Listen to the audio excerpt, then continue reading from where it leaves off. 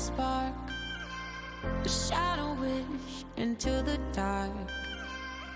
Far across the galaxy is where our dreams would be. And it seems to me astrology has got its plans for me. I just gotta believe. Oh, mothership, take me home tonight. Help me find a way to turn this darkness into light. Oh, mothership, take me home tonight. Help me find a way to turn this darkness into light. Ooh, darkness, darkness.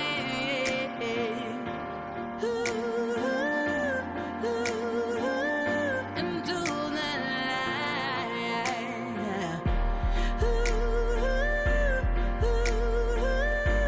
Help me, help me.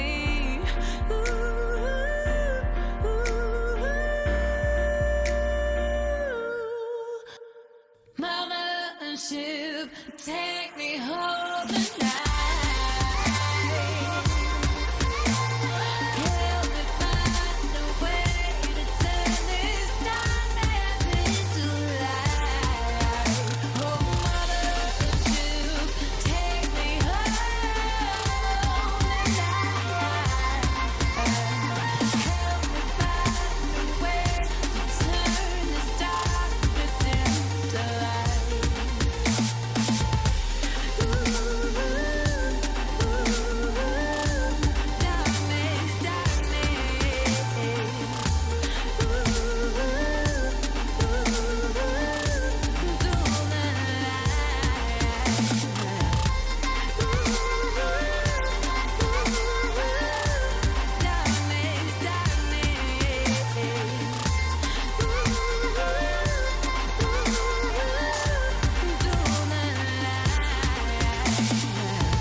Falling star, I burn alone.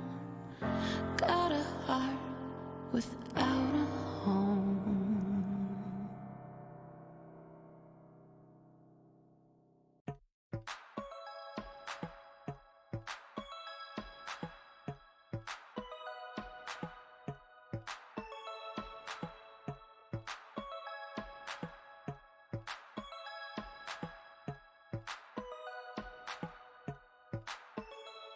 Some see me as a cynic. They come in for the bass, but they stay for the acidic. I've been on that paper chase, keeping pace for a minute, and I'm aiming to appreciate the moment while I'm in it. Genesis, a menace on the mic, so sinister. You might get some venom from the bites I administer. Winner from the start, superstar with the finisher. I got a decent heart, but I'm hardly a minister. A bardic apprentice, I'm innocent as a lamb. Worm like I'm Dennis, I don't dare to give a damn. Firm in the philosophy, I am who I am. I'm a carbon commodity, I need to be verified on the gram. Tightrope walking the it and the superego. Lifeboat liable to fire the torpedoes. Keeping to the credo. I'm free to achieve the dream, or at the very least I can release some of my steam. Alignment is just a part of the process, and lately I've been making some progress. I'm finding the defining the balance of good and evil in people is nearly an impossible conquest. Regardless, stay CG, only way I know how to be. When I combine my child with OTIC, an outlaw like I'm Robin H-double-O-D. I made it through the rubble, now they got trouble with me. So we're supposed to be sophisticated. Then why is 67% of the population undereducated? Emotionally incapacitated. Historically opinionated characters end up assassinated. And that's okay with the people faking it day to day. Capitalizing on capitalism, it's pay to play. Waiting for data to make it fade away. Whether you admit it, we're witnessing biological decay of the human race. We're going to a new place. I really hope it comes soon. I don't do space, two-faced, treble and bass, running the rebel base. Outpacing enemies in the interface. In your face like a zygomatic arch. I got them in lockstep, meaning my melodramatic march is effective, albeit rather subjective. I encourage you to pursue a new perspective. Alignment is just a part of the process, and lately I've been making some progress. I'm finding the defining the balance of good and evil in people is nearly an impossible conquest. Regardless, stay CG, only way I know how to be. When I combine my child with OTIC, an outlaw like I'm Robin H-double-O-D. I made it through the rubble, now they got trouble with me. Since the day I was born, I've been non-conforming. I put myself in a position to make a living performing. Haters should consider this a formal warning. I've been swarming on them like a storm, I'm global warming. I'm not the one, done been through too much madness. Mastered the wrath and the sadness. You would need an atlas to match where I'm at. The fat cat put a nerdcore rap back on the map, that's Yazik. Weaving that underwater basket. Rap till I'm wrapped in a casket. Snapping I'm back on the track like I'm Matt Foley. Stay blown like a fiberglass gasket.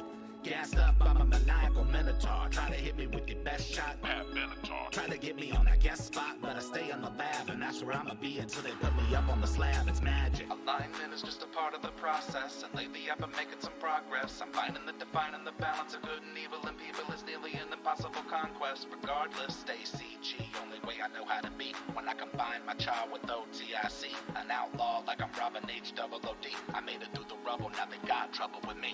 Life is short, do with it as you please. You're the only person that you ever have to appease. Or search your weaponry by stepping in DSDs. But you gotta know that nobody gets any guarantees. Seize opportunity, embrace your development. Replacing the elements, erasing irrelevance. Facing the blatant display of decay and our elegance. Merrick was a man, not an elephant. Tell him on the merit of the self-reflection. Minimize any malevolent misdirection. Keeping them at a downright distant disconnection. An example of natural selection.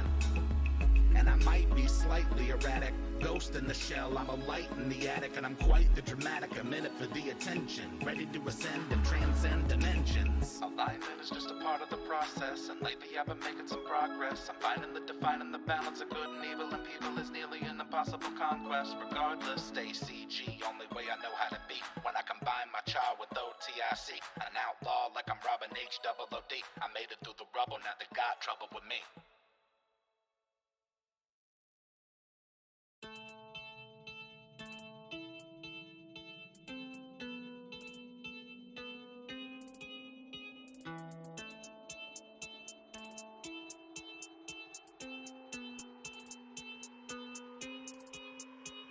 Who goes there? Why you dummies always coming in my lair like you want the smoke? All these wannabe heroes underprepared for the nightmare and despair that they dare to provoke. Most folk are doing their best to avoid me. Floor full of bones of the people that annoy me. Every now and then I get a couple of daredevils with the audacity to think that they can destroy me. Good luck with that, man. I got panoramic vision, meaning that I can see in any direction with precision. If it's your decision to attack, I suggest that you come back when your plans had a bit of revision to it. Notably, you should accept defeat. Consider this your last opportunity to retreat. Repeat, that was your last chance to survive. I hope that you enjoyed your time being alive. You foolish for ignore the warning. Now you'll be dead before the morning. You should've looked over your shoulder. You're in the eye of the beholder. I am the tyrant, get it? I've actually been told that I'm a pretty funny guy. Wait a minute, what were we discussing? I lost my train of thought. Oh, that's right, you were just about to die. How can I forget that? It's my favorite part. The only thing left to consider is where to start. In addition to magical abilities, I'm smart. I can make your demise art. Anyway, it appears that the wizard in your party is a gnome who was worth about the same as if he would have stayed at home. I'll activate my anti-magic cone, and in a moment I'll turn him into stone. When the barbarian inevitably flies into rage, I'll disintegrate her with one of my eye rays. By the way, I haven't even begun to try. Fly by and take a bite of the fighter's thigh. You foolish for ignore the warning. Now you'll be dead before the morning. You should've looked over your shoulder. You're in the eye of the beholder. While the fighter attempts to collect himself, he bleeds out on the space I dismembered him in. I wouldn't waste time telling me your names. I can guarantee that nobody's ever gonna remember them. The following presentation may and most likely will contain strong adult language, graphic depictions of excessive violence, possibly sexual themes, and other scary stuff which may be disturbing for some audience. Viewer discretion is advised. Welcome back to the Bard's Playhouse Presents Tales from the Shadow Valley, Season 2, Episode 1, Coronation. Thank you all so much for coming back and joining us today. Now let's bring in our wonderful cast. We have Eldritch as Khan the Bloody Rizzolo. Great to be back. Ash as Queen Dani. Bow down, peasants. Oh, I mean, hi, guys. Shane as Umbromancer Zavid. Good evening, everyone. Abe as Sir Demirius Serenray's Grief.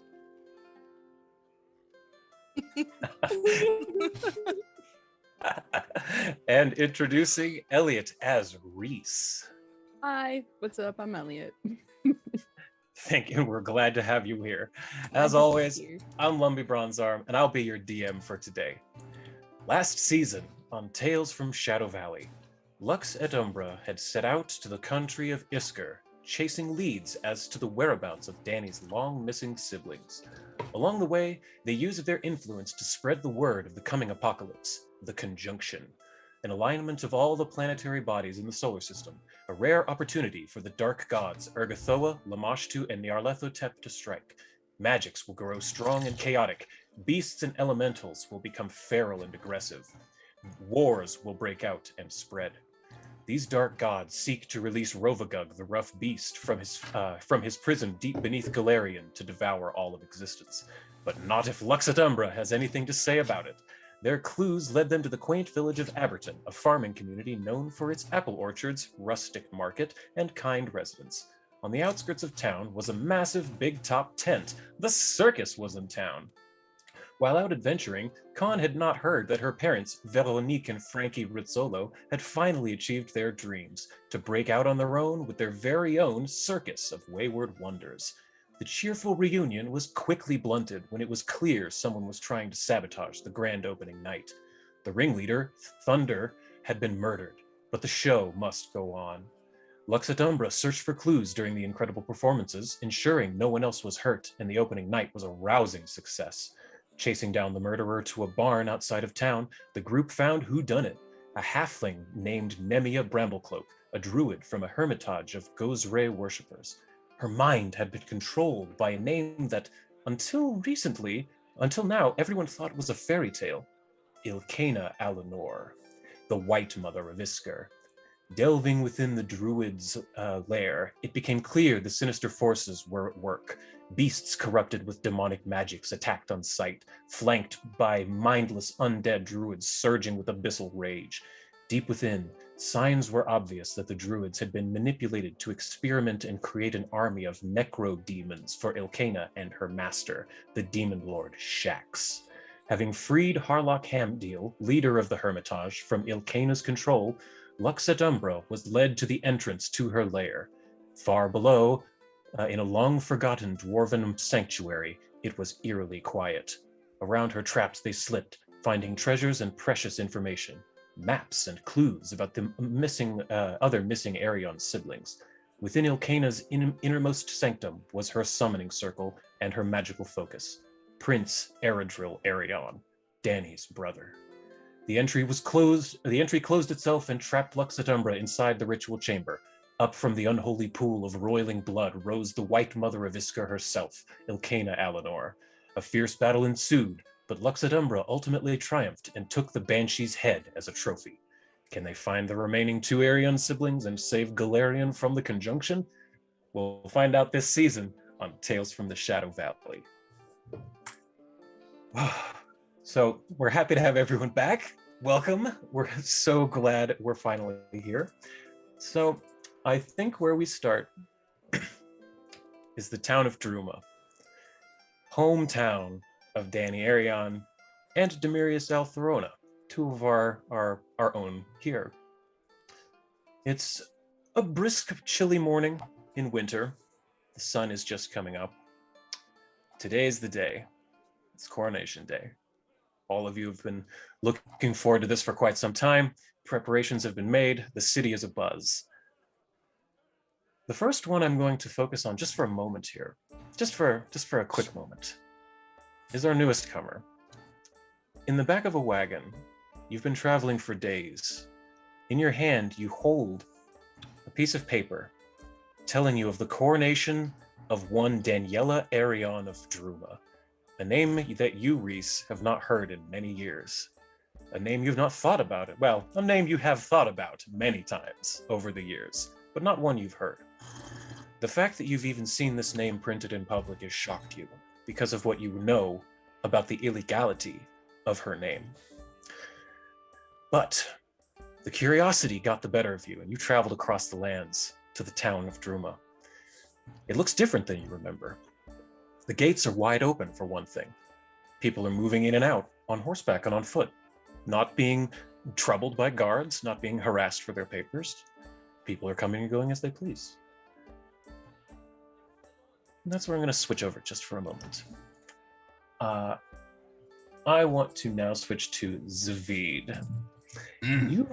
You recently came back to town, and you haven't been able to meet up with anyone yet. You're in the castle. Everyone at the castle already knows you have free reign to go essentially where you please. Dani has given that decree. The guards know your face, so no one hassles you at all. But you have been looking for your group mates, and you've been told by the guards that Khan is in the alchemy laboratory in Baldebard's tower. If you remember Archibus Baldebard, the king's second in command, yes. Archibut, yeah, I remember. Archibut, yes. And did that map share? This? It has now. There we go. Awesome.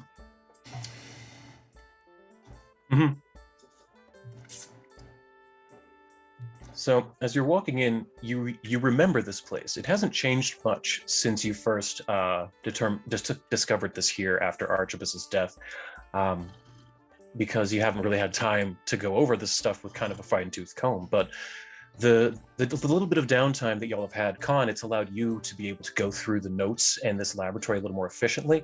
And Zavid, having just arrived, you were told by the guards that this was where you would find this is where you would find Khan. Yeah, like walk in. I imagine I've got like a big oversized backpack filled with like books and notes and scrolls and lore and stuff that I've like collected and brought from Shadow Valley. I've got my little face spider familiar. He's a little bigger. He's growing. Named Wisp, kind of just perched on my shoulder, and I call out, Khan! Echoing up the tower. Where are you? I'm up here. Can I? There we go.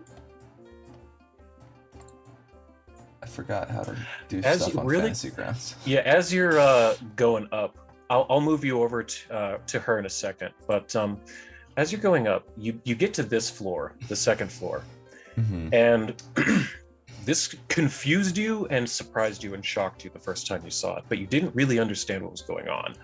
Give me a religion check in the dice tower as you get to this floor. Hell yeah. Y'all told me taking expert in religion, that would be silly. Don't do that. Every single one of you, no. I was like, I didn't say that. It's like, I don't care enough to say that. What are you talking about? All right, here we go.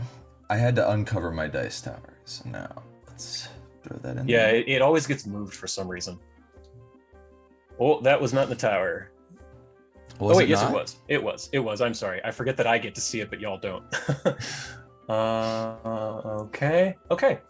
So as you're walking up here, you remember that the first time you came up here, you did realize that that is a shrine to Asmodeus. That was what you figured out the first time, but that was all you figured out. You didn't know what all the rest of this was. But having talked with Khan and talked with the swarm up in the observatory, you recognize these little ossuaries over here to the northeast as being recreations of the solar system. Baldebard was trying to figure something out about the conjunction here. And the other thing you get with that roll is you see these big red circles and along the floor here. It's hard to miss, yeah. Yeah, hard to miss. Those are a separate set of arcane circles. They're binding circles. You get the impression that Baldebard was not only summoning demons, but trapping them here. You're not entirely sure why, but he was just trapping them right there where they stood, until he either banished them or they died or went away of some kind. But it's a trap. As I'm going up the stairs, I like slow down as I'm like looking at it, and I'm gonna kind of like back up and then detect the magic and read aura. I want to see if like, basically I want to figure that out. Like, did he just banish them afterwards? Like, was he grilling them for information, or was he like summoning demons and then binding them to objects perhaps? Like, I want to see if like he had some sort of other purpose for them. Yeah, give me an occultism in the tower.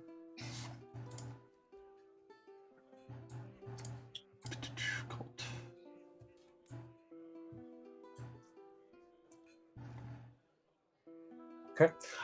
Yeah, with reading the aura and putting things together in your mind really quickly, you're seeing that each one of those circles is a different spell and the rune circle on the outside sort of forces them all to work in tandem.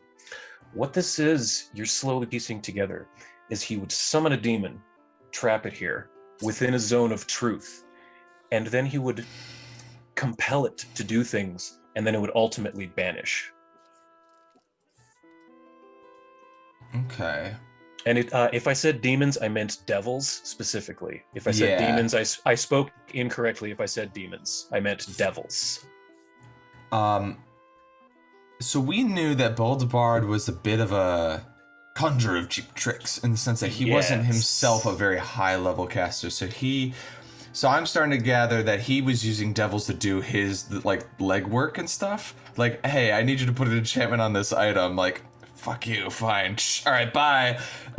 Hey, look what I did with this item. You know, like basically taking credit for all their shit. That's a very astute conclusion to come to. Yes. I nod. I'm like, well, he's a sophisticated charlatan, but a charlatan nonetheless. That is an excellent way to describe him. Oh my god. Here, I I'll also put you there. I closed out of that map by accident. Oh, I got you. Sorry. There you go. Thank you. But I walk up the stairs and see Khan.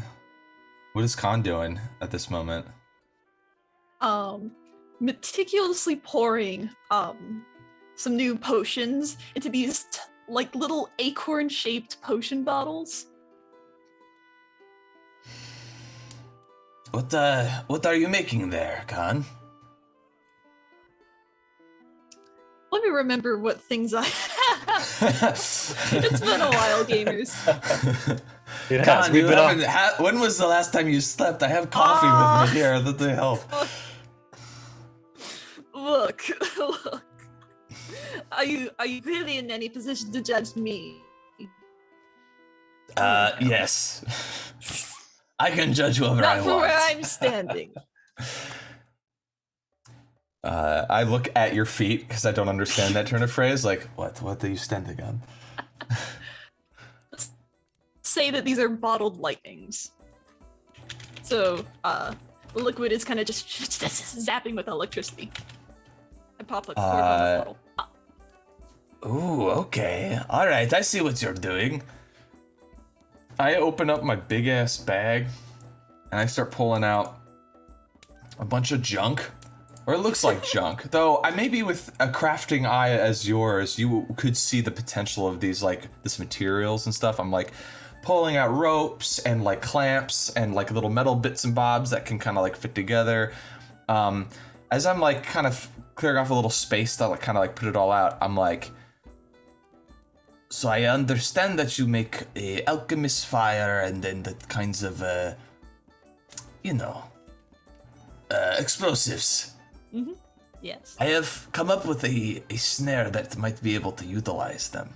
Would you like to test it with me? Oh, of course. So all I need is a 3rd level moderate alchemical bomb.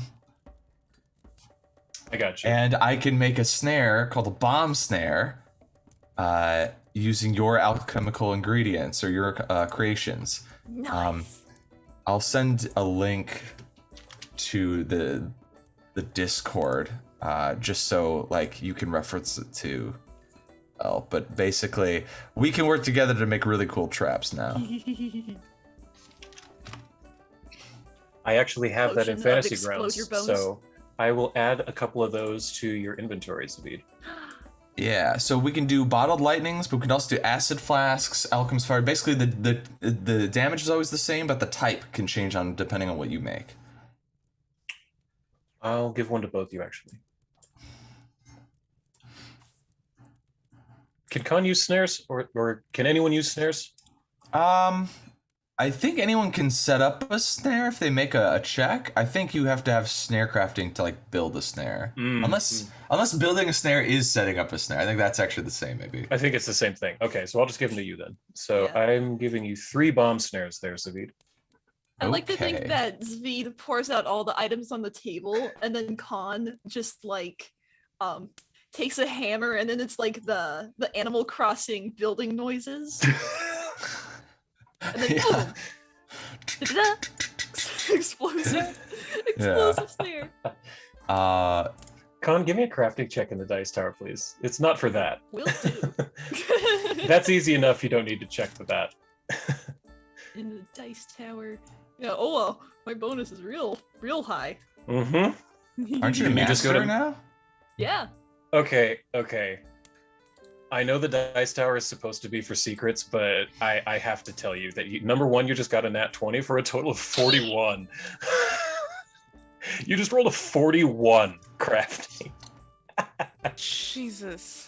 I know I'm not supposed to reveal secret rolls, but that was ridiculous. 41. You can do it when it's funny. When it's funny, yeah. Oh my god. What do I witness that she just like in like She makes a 5 nuke. seconds creates like a new thing? Like, here you go. Like, how did you? What the fuck? It's the most remarkable thing you've ever seen. Khan, not only have you been working on the other alchemical, your bottled lightning, you've invented this really interesting powder that like it just makes you stay up all night. You get really attentive and focused. And you get really good at. No. Oh, you made No fantasy cocaine. I also you're also bald with glasses and an apron on, and I just keep saying the word bitch a lot, and I'm like, where are we? Are we in a trailer? What's happening? No, but you witness like a cartoon, like she said, you get smoke and almost tornadoes going in the air as you see string flying and nails being hammered in, a couple of jars being thrown in for good measure, and then when the dust settles, you have these odd-looking snares that have the alchemical fire in the center. Exactly what you were thinking. She followed your plans and improved on them on the fly. Without seeing like- your blueprints, like she finished building, and then you were like, "And here are the plans, Con." I just put the plans out, and then you sign your name like a thank you. I'll take this. Like, what the? No, Oh, it's but not like. design autographs, you know.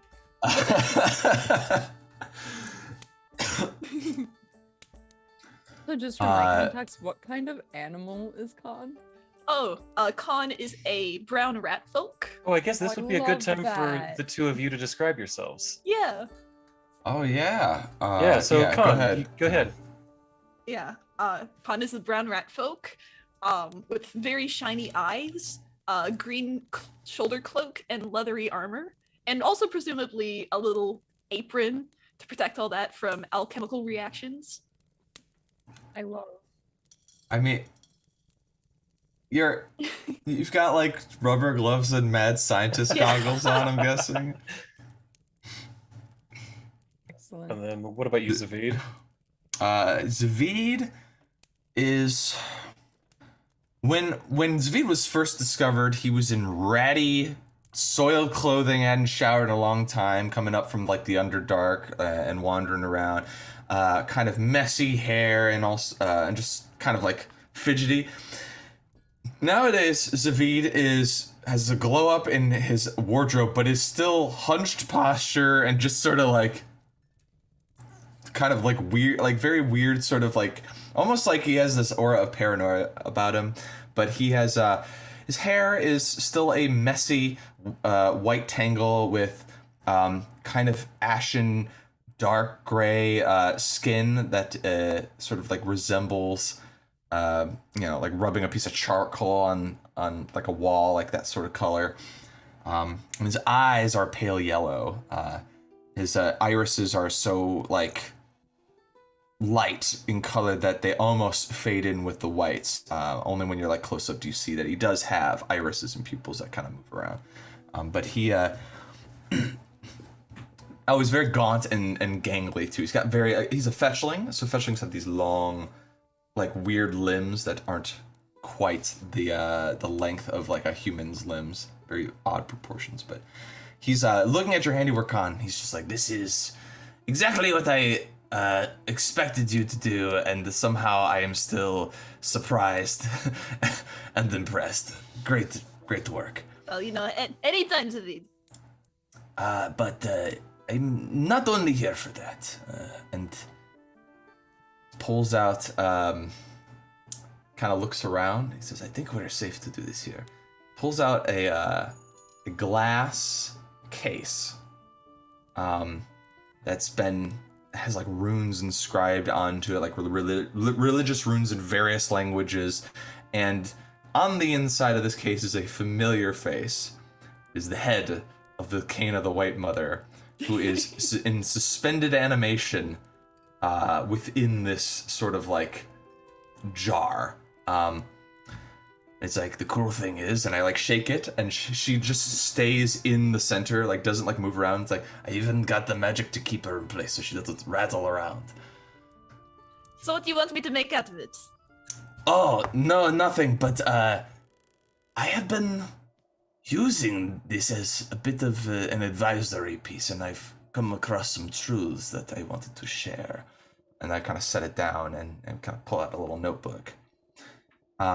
And basically, anything that Zavid had learned in the past, I don't know what the time frame since our last session was. About a month. In game, it's about a month.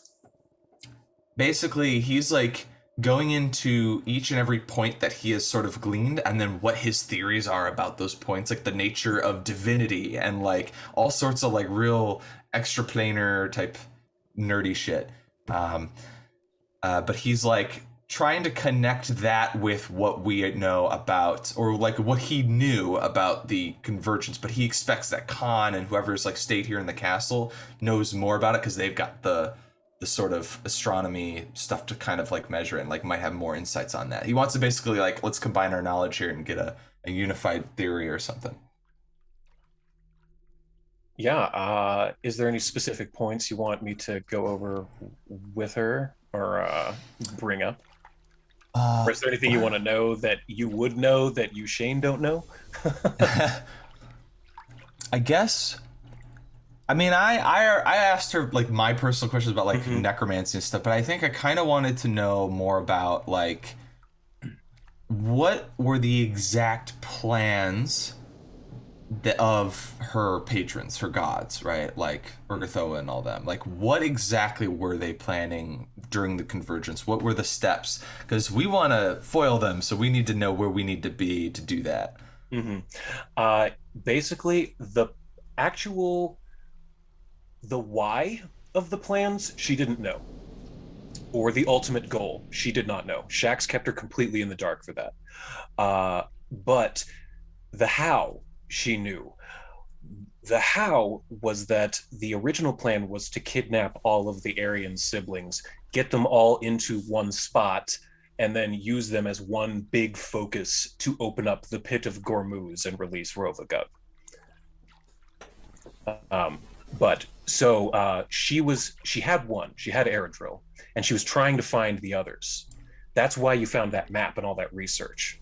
That was all of her research on trying to find the other siblings. She wasn't able to pinpoint them, but she got you close. Okay, so I guess we're filling in because I think we actually maybe knew more about the purposes of what's going on than she did. She knew more the operational end of like what they're doing. So I'm hoping maybe we can combine that and figure out like, I think it is safe to say we can't let all of the siblings be together before the convergence or during the convergence. Because if that happens, then Rovagug does get released and then we're all fucked. But afterwards, if we ensure their safety, keep them separated, and then they can all be together afterward, I think it might be fine. I just understand that this convergence is very important. If we are not careful and we're let all the siblings come together and then some baddies come in and take everybody away at once, that's bad. We don't want that. It is true. I don't know. I mean, one of my worries is that if we find all of the siblings, then, I don't know, someone might be tailing us. So even if we don't intend to bring everyone together, they might still get all the answers. Yes, if I have to think about this as if I were a bad guy. And I'm okay at that. I can kind of get into their heads here.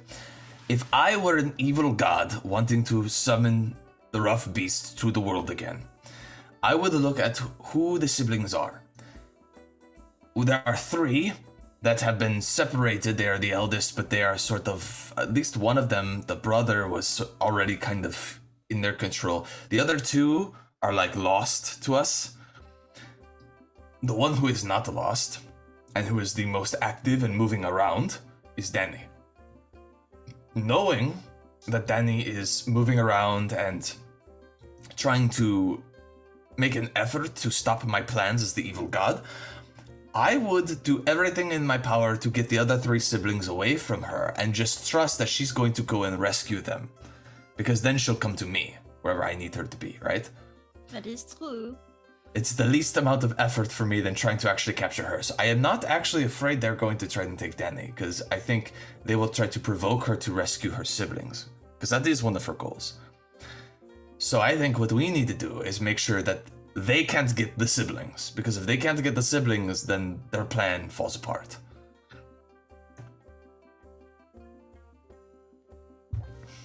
Do you know what our next steps are going to be after the coronation? I can't do the accent right now. Con like coughs up some smoke.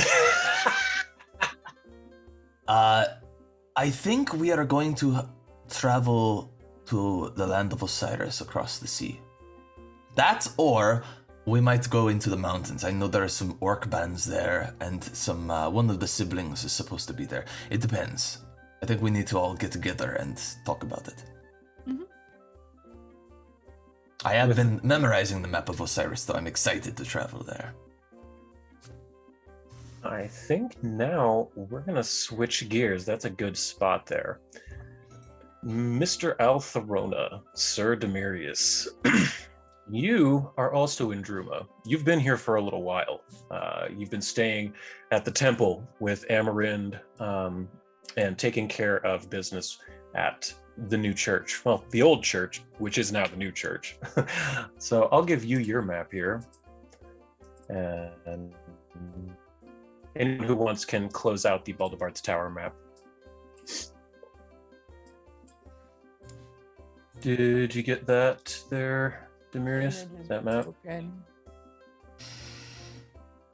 Okay, cool. Oh, wait, no. Well, then I will use words here for a minute then. Novel concept. So you've been working yourself for quite a while on this. It's a project that you felt pretty close to your heart because of Sarenrae herself. Finding out that Dani's mother, Queen Danica, was essentially on her way to becoming a living saint of your goddess. This church was destroyed in the century since Danica's death. Just left to ruin. There were clearly squatters staying in there for a long time. It was filth and squalor. The floor had collapsed into a cavern below, which is actually how you discovered it. You came in from beneath, from the shadow, the Underdark, when you came to rescue Dani. It hurt your heart to see a statue of Sarenrae with, a statue of an angel with its head broken off. It filled your heart with sorrow, and you felt that you had to do something. So You used your influence within the temple, and you used the resources of the kingdom to renovate this church. And while you've been here, the renovations are complete. So, did everyone see that? Yep. Fantastic. Is it black in the center, I assume? Mm-hmm. Okay, fantastic. Cool. So, let me open that up for you. Welcome, Demirius, to St. Danica's Basilica. This is the fruits of your labor. You have made this incredible renovation to this extremely important building, not only to the city, not only to Dani, but to your goddess, to your entire faith. And in addition, you had one other commission that Finnick, you see him pop up off the shoulder of a statue that far to your left, it's a statue that you had commissioned of Serenray embracing Saint Danica with your favorite prayer to the Dawnflower inscribed upon the marble below.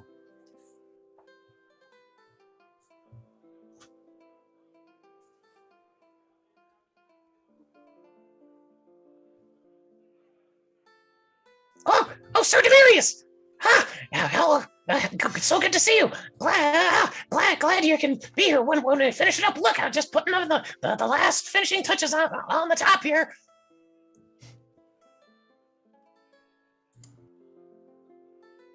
Oh, you know, goblins like to carve things. I usually made it out of wood, not stone.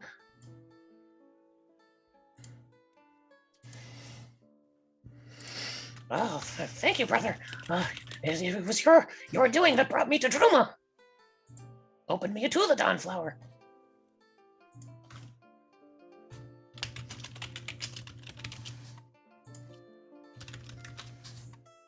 Well, the Dawnflower lights the path.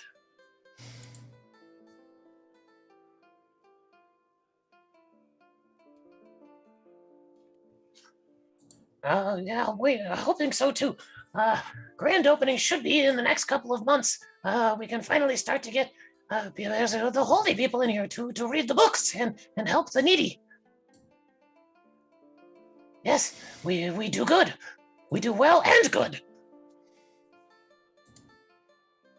And he slides down off the wing of one of the sides and plops to the ground. Clink. And he's still wearing a couple pieces of his armor. He seems to, and he has his shield on his left arm. He seems to not ever take it off. Oh yes, mini mountain style requires commitment.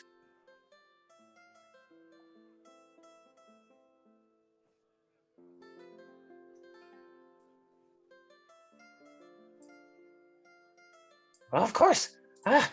Appreciate everything you do for us. Well, now, I think we should probably head back to castle, right? Is Coronation soon? Cannot miss. And Finnick starts to plod off. Clink, clink, clink, clink, clink, clink, clink, clink, clink, clink, clink, clink. I don't think I shared a picture of Finnick. 1 second. I might have one. Finnick? Yeah, I do. Wait, here he is. Come on. There we go. This is Finnick the Goblin Paladin of Serenray. For anyone who's... So you are now essentially alone within the temple. It's beautiful, a little haunting and somber, but it's definitely not opulent. Many temples fall victim to greed. You know, many faiths, they take their tithes a little too often, so to speak. So there's no grand marble columns. There's no opulent golden filigree. Just austere but warm stone and woodwork. There are many, many holes within the walls and windows to allow in sun every time of day from all angles. because this is, after all, a church of the goddess of the sun.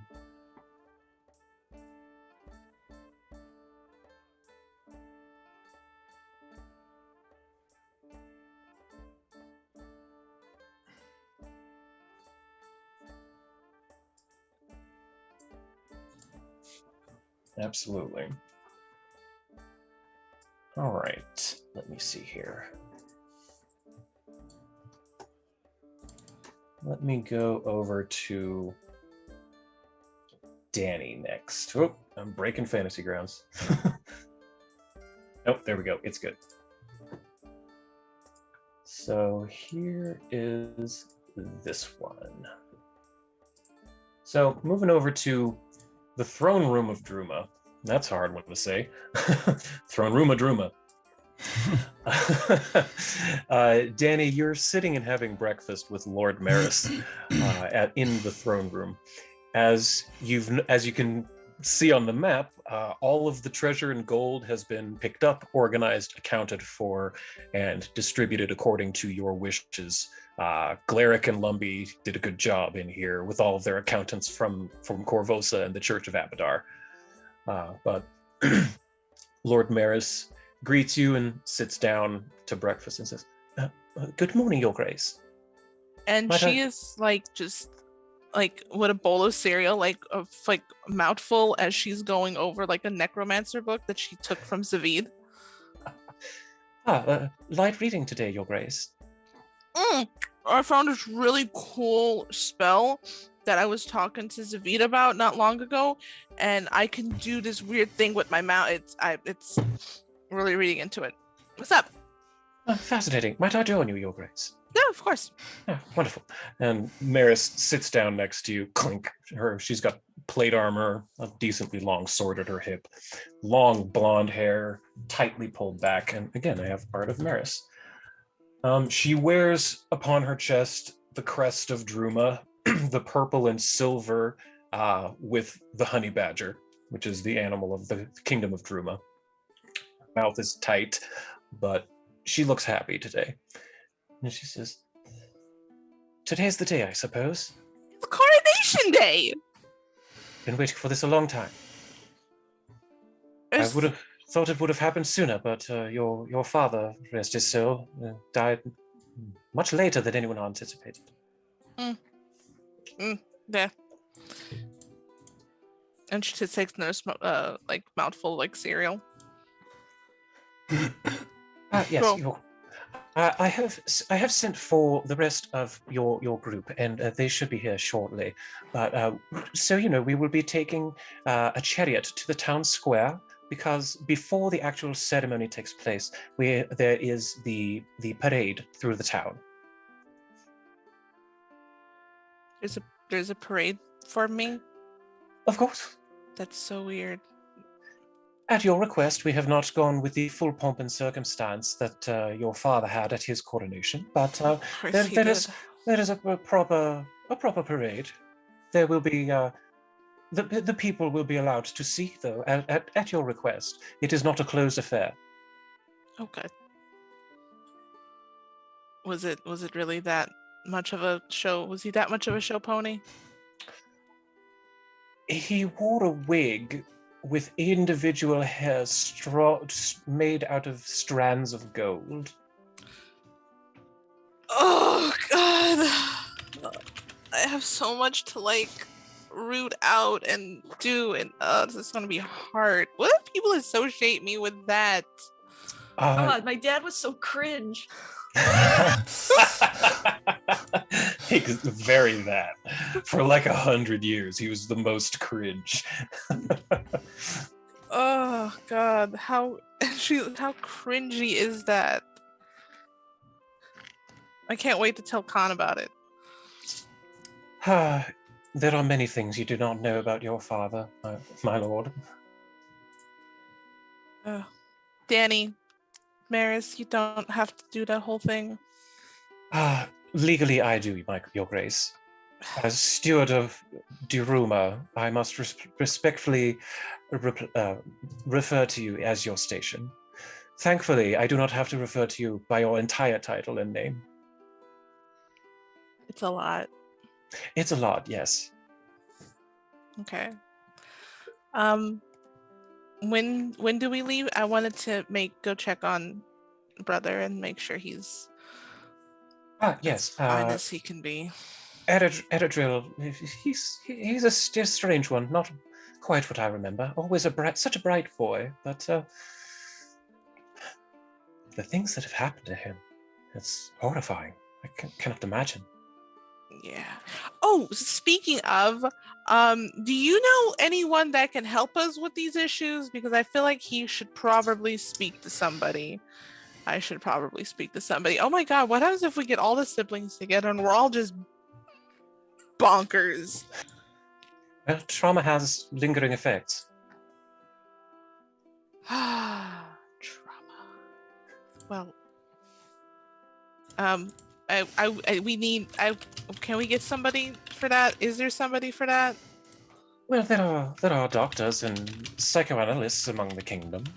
I suppose we could set him up with someone. Can we get like a royal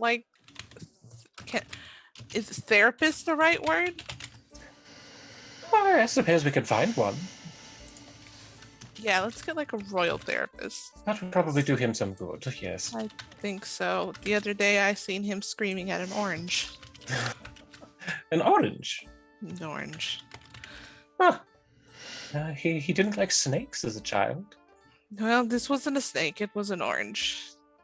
Huh. I've heard him muttering to himself in the hallways. Yes. His eyes get frightening when he gets worked up. Yep. Kind of.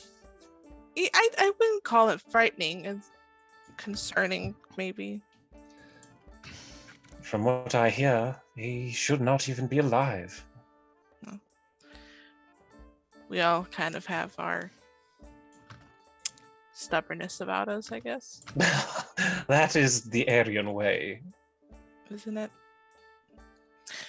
Well, is there anything that I need? I will need to make sure that Bruce is out of leathers for today. And Yes, Sir Mithralam, he is being outfitted with the royal tailors at the moment. Yes, I believe he's probably quite tied up. I also want to make sure Zavid is outfitted for today. And actually, as you say that, Zavid and Khan, you show up to the throne room where you were beckoned to meet Dani. And do you see yourselves on the map?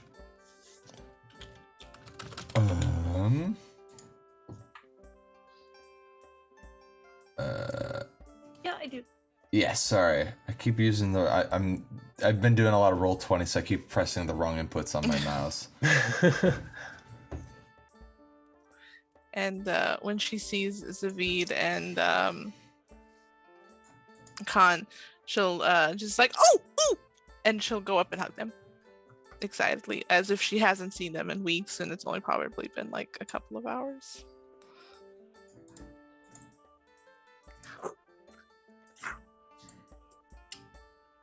I have closed my window once again. You're good. I get it. 1 sec. There you are. Thank you. Yeah. There's You want to see Demirius?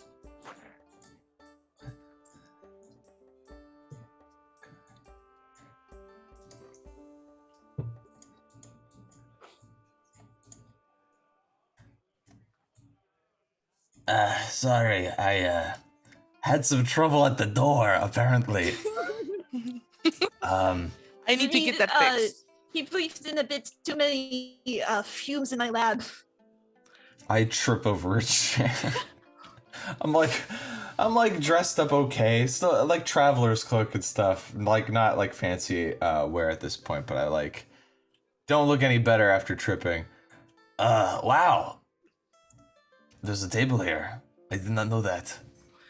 Right? Like, Yeah. look, everything is not covered in gold and jewels and gold. And you, And more as gold. you're noticing that, Zavid, you realize you feel relaxed in this room.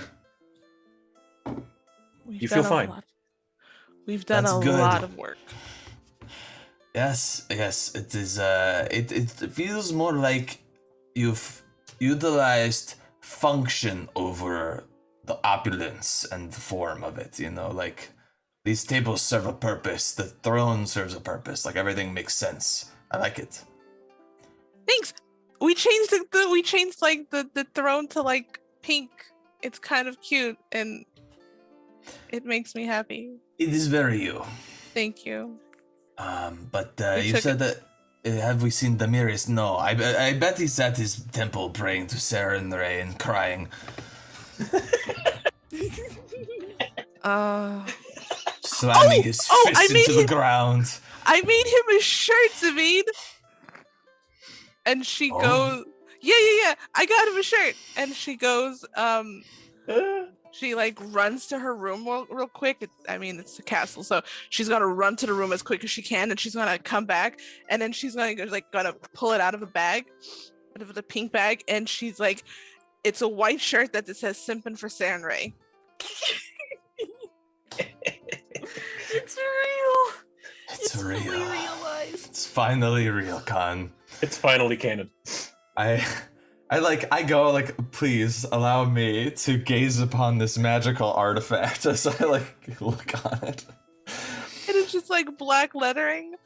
It just says, so I went to the village the other day, or the town, whatever, and I was looking around, and there was like this guy with t-shirts and like a press thingy, and like you could put words on the shirt, and yeah, he did. I thought like this is what I wanted, and he did it.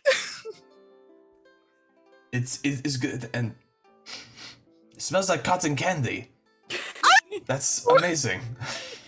I'm sure he'll love it. He'll love to wear something like this. And I give it back. She puts it back in the bag.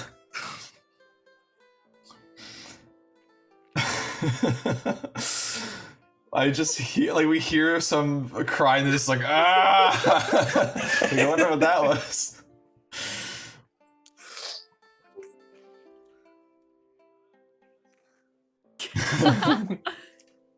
He wears it under his plate armor. Do you have armor that can turn into anything or just appear like anything? Then you can already have the shirt on. Yeah.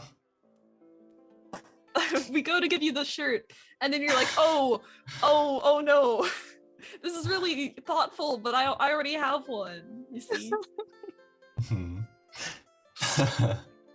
As you're all kind of having breakfast together, Demirius, you do show up a few minutes later, and I've plopped you on the map there. And all excited, Dani like runs up. Demirius, I got you something. And she hugs him, and then she like goes back and she goes and gets the bag. Here you go. And it's just a pink bag. Isn't that thoughtful?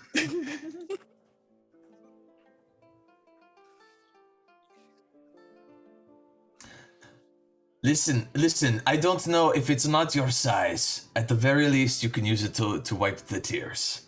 It can serve some purpose. Yes, you do. I'm just like, your name is the grief of Saren, right? I don't know what to say.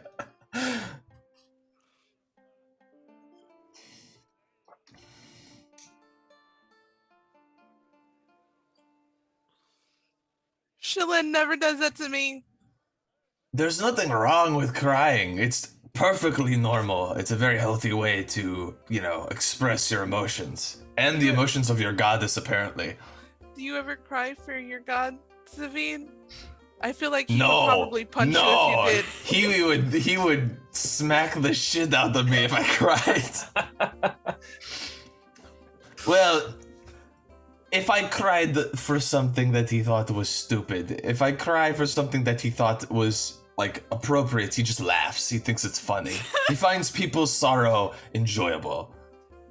That's an interesting god. He's a dick. He knows he's a dick. I'm not saying anything, heretical by admitting it. Oh, I'm glad that he acknowledges that, and you're very welcome, Demirius. I hope your simping continues for Saren Ray.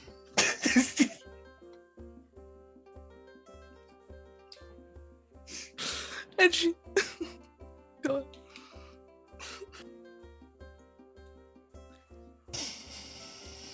Really? I always thought you went to bed in the armor. You're always in the armor. Have we ever seen you without armor? I've never seen him without armor. What are you wearing currently?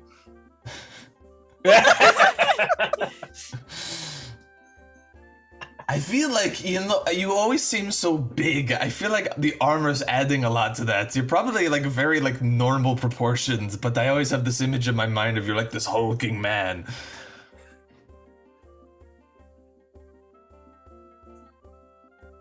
Did we use the bathhouse?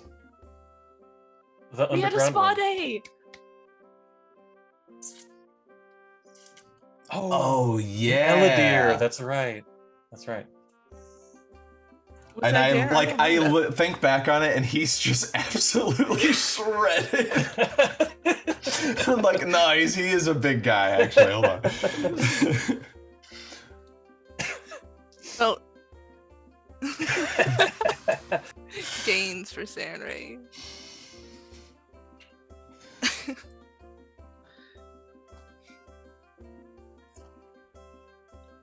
It's Coronation Day.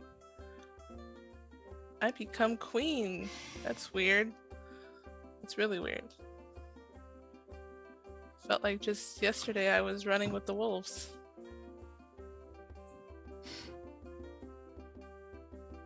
And now I'm not. It's kind of but yeah, we're gonna do Coronation Day, and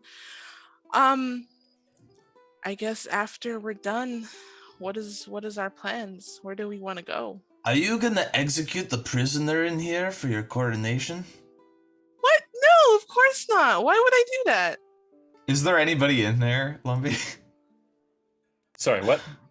In the prison room? Is there anybody in No, the... there is currently no one in there. I'm just kidding, you don't have any prisoners. Come on. It's gonna be fine. I never want to have prisoners. I hope I never have prisoners. No, it's horrible. The blood of your people will consecrate your rise to the throne. Come on, guys. You'll know that's not how it works. Oh my god, I hope that's not how it You works. could Maris, make it that's not how it works. You take the most loyal citizen and have them as a willing blood sacrifice. And that is how you, like, take your place as true monarch. Oh my god, Maris, please tell me that's not how this works. No, of course not. It should be a rather short ceremony. After the short parade through the town square, we'll arrive over at one of the more ornamental temples, not the Temple of Io, but one of the temples up in the Garden District, which is where it will be taking place. There will be a large crowd of essentially the public. And then a short coronation speech by the leader of the Temple of Io, whom I believe you all know, Zavrim Kosar. And then that should be about it. See, Zavid, no blood sacrifice. Listen, you are about to become queen for the first time. This is an opportunity that most people will never have. You could completely rebrand your country as like bloodthirsty, strong, like we kill anyone who crosses us. Like that could be your image, and you could use that to forge new alliances and become like an empire. Look, that didn't work very well for Vlad when he was like impaling people, so I don't think that's gonna do very well for us. I mean, he killed a lot of people before he died. He impaled so many people. Did you not read the books? He was so feared. I skimmed. Listen, I'm just saying there are probably going to be people like kings and other royals who are going to try to take advantage of the fact that you are new to the throne. They might try to find any weakness in your kingdom and maybe do little proxy wars to bite off chunks of your domain. You need to establish yourself as strong from the outset. Maybe blood sacrifice is a bit much. What do I know? I'm just a guy. But you need to present an aura of strength and confidence when you take the throne. Do not let people see you as Princess Dani running away from home. Your queen, Daniela. Right? Daniela or Danica? Daniela. Daniela. Queen Daniela. Okay. The well, fierce. You guys can teach me how to do that because I don't know how to do that. We're gonna teach you that. He's not I wholly mean, who wrong. better Your than prince. us? I don't It know is how to do important that. to establish yourself as a monarch. As Not a- necessarily as a bloodthirsty tyrant, you see, but Yeah. strength is important to show. But in love there is strength. In peace there is strength. Can we do that? Peace, love, and like pixie dust. and You'll shit? be fine. You'll be fine. I trust that it'll all work out. You do it the way you want to do it. You're the queen, after all. Okay, but If that's not people good. say that you're not an effective leader, you can just send us, and we'll get the message across. Okay, We'll beat that's up what we'll anyone do. who wants to follow you. Okay, yeah, well, she's like agreeing to this and she's not really understanding what she's agreeing to. Yeah, that works. You guys can take, Yeah, we'll go talk to them. we'll figure this out. I need to go check on Airdrill because last time I checked on him, he was yelling at a cantaloupe. Oh, yeah. Besides yelling at melons, how's he doing? Have you ever encountered a feral cat that has way too much power and might be missing half of their brain? All the time. He's missing half of his brain? No, not literally, but it feels like it. Have you tried summoning clerics from the various do-gooder religions and tried to restore his sanity? Like, isn't I there don't- somebody who can, like, do something like that? We're gonna try talking some therapists to help him. Maybe cleric. Maybe Yeah, wait, therapy is probably a good idea, too. I forgot that exists. Yeah, he Whoops. kind of chilled up in a basement for a while and tortured. So I always a just few think issues. magic can solve everything. Sometimes it takes a little more time than just a spell. Whoops. So yeah, he's okay. I guess he's as best as he's gonna be for being in a chained prison for 100 years, being tortured and used for his magic. Hmm. He grew horns. So that's pretty cool. Yeah, can we visit him? Are we allowed to see him? Yeah, he's gonna be at the coronation. I mean, before then. Oh yeah. I mean, he's in his room. I would like to, I'd like to visit. That's- If anyone else would like to come with us, that'd yeah, be cool. sure. See how he's doing. Sure. I have an outfit for him, so I need to. Get You know, he was a good dude who had some bad stuff happen to him. You know. Yeah, he certainly helped us out when we needed it. So, I love my brother. I'm just worried about him. But yeah, we can go check on. I gotta give him back his outfit and stuff, and then I need to go check on Bruce, make sure he's out of leather. He's out of yeah, leather. Okay, so Yeah, the man is like constantly in leather, just as much as you're like in plate armor. Oh, blacksmith leather gloves. okay. Like I was like, what is going on here? What kind of leathers? No, not that kind of Is leather. that gimp mask? I was going there. No. I heard when he was laying down. Yeah, but you know where Airdrill's room is. It's in one of the other towers. For some reason, he seems to really enjoy having the far view of the outside from the top of a tower, whereas to you, it was nothing but mocking your entire life, being able to look and see out towards the horizon, but not be able to leave. But Airdrill finds it thrilling, since he was in a cave for 100 years, changed to a wall. But you come to his door, and it is closed. And who else there? Just out of curiosity. I came along. Me. Yeah, I'm there. Whole Pretty group. much all of you. Okay. Yeah.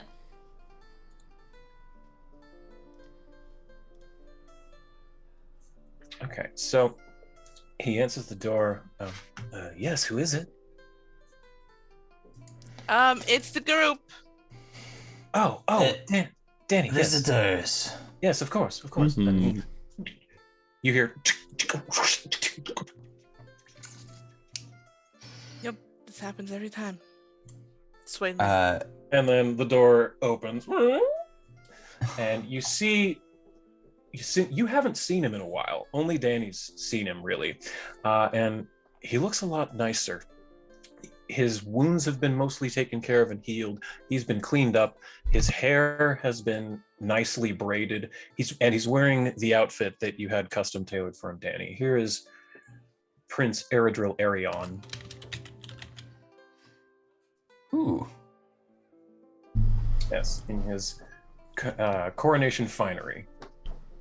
And you do notice that he still has those kind of runic, they're not tattoos. Zavid, at this point, you've basically figured out that these are almost like brands from the magic.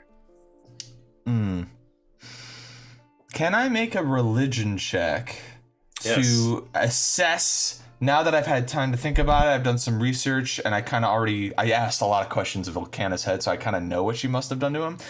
Can I figure out what the proper treatment is for this guy to return him, or if there's any way to, like, heal the scarring of those brands? Yeah, go ahead. Make a religion check in the tower, please. Yeah. If I can find my... I put it over here. Okay, here we go. Alright, religion in the tower. Make a religion check in the tower. Nice. Oh, that's true. In the tower. Yeah, so looking at him, you recognize that the majority of the things that were done to him were necromantic in origin, and if you had to pinpoint a god as a focus, it would be Urgathoa. So you would know that he needs positive healing, like not necessarily good clerics, but clerics that have like positive energies. Right, And so things not like, me, sadly. Not you, clearly, but... Okay. Knowing that, I'll just pat him on the shoulder. I'm casting status. Okay. And for those who don't know, status is a second level spell. Lasts a day. One willing living creature. I'm hoping he's willing. I can heighten it? I'm heightening it. I want to heighten this now that we're all in the same room. I'm casting status on everybody around here as a 4th level spell. Hey, nice. Oh shit. So what this does is, as long as I and the targets are on the same plane of existence and both alive, I remain aware of your present states. I know your direction from me, distance from me, and any conditions affecting you. And I can use this to make sure if anyone tries to fuck with this coronation, I can immediately know where we need to be to like rectify it if there's like teleportation bullshit going on. It's happened before, could happen again, so... This was how Zavid found Danny last time. That's I knew true. she was taken. It was very lucky casting in that moment. I Real had deal. no idea that was gonna happen. Yeah, that was a fortuitous casting for sure. Like That saved you guys hours of chase time. Like I'm unaware of this Bruce guy, her going on a date. Here, let's cast status. But yeah, you cast that on everyone, and you suddenly get this almost overwhelming sense of awareness of all the people around you, especially because they're currently so close. But yeah, you are now situationally aware of all those currently around you. You're looking well, Erijo. How are you feeling? Much better, thank you. Things have been clear the last couple of weeks. I think getting away from all of that, physically I mean, has done me wonders. Getting actual sleep has done me wonders. I imagine. I uncomfortably shift as I remember that Elkanah's head is in my backpack, and I'm like, do I want to pull a Happy Gilmore and be like, remember that croc that got your head rang on its head? And I'm like, I don't know. He'll fall out the tower. I don't want to do that. She'll cast just because, even though she knows he's perfectly fine, she'll cast lay on hands just to hopefully see if it does anything and helps him anyway. Oh, thank you, sister. That's always very soothing. I appreciate everything all of you do for me. It's incredible. I mean, Father spent money trying to get me back, but all of you risked your lives to save me. We love you. I love you. I just want you to be better. Day by day. Found you safe. Yes, but shall we? Is there anything you needed to speak with me about? Just need to check on you and make sure that you got your clothes on and you wasn't yelling at the cantaloupes. Oh no. Me and the cantaloupe are through. I got rid of them the other day. My friend Natasha here, and he picks up a gourd. She says, Natasha and I have deep conversations about spirituality and magic. She's fascinating. Well, does the gourd have a face like? It's like Wilson. Castaway? Yes, Yeah. it's like, yes. Where did the blood for this handprint come from? Well, with all of the babao magic and demon magic inside of me, sometimes it just kind of, and he just kind of, blood kind of comes out of his mouth and sits on the floor and just, sorry. And it cleans up. He goes, sorry, that kind of happens sometimes. it's okay. It's happening less. That's good. Small victories, brother. Yes, small victories, day by day. Speaking of spiritual conversations, if you ever need someone that's familiar with that, please feel free to stop by the temple if you go and speak with Master Zavram. He's quite wise. Oh, of course. I appreciate that. And if you ever need a good cry, Demirius is your man. Demirius is the greatest person for a good cry. Even if you cry blood from the babao magic, it's fine. He's the guy. Yeah, I did my fair share of crying, changed to that wall, yes, but well, it sometimes helps. But as you said, my tears are acidic, so they do burn my cheeks. I'm sorry to hear that. But yes, if you need any emotional support, I'll be there for you. We don't need to cry. Are you sure? Thank you. I appreciate all of you. Then shall we get ready to go for coronation? I think probably we don't want to be late. I think Lumeris would probably kill me. Plus, No. have you heard, Danny? Grandmother is in town. Yeah! Woohoo! I don't know her, and she's like old as dirt. You never met her, did you? Nope. I met her one time. Mother and I traveled over to her kingdom in Kyonin to the east, through the forests. It's a magical place, but she's a very intimidating old woman. But well, that was a century ago. Ooh. And she looks in the mirror real quick to check her hair. I think I need something. And she's gonna summon a fae, and she's gonna summon Francois. All right, you do a little weave with your hand and say a little bit of an incantation, and some sparkles and glitter appear in the air, and right next to your shoulder, and then a little pixie appears there with spiked up hair that has a rainbow sheen to it, and all of his wings are just a complete rainbow from inside to out. And he says, "Alors, what can I do for you, Dani?"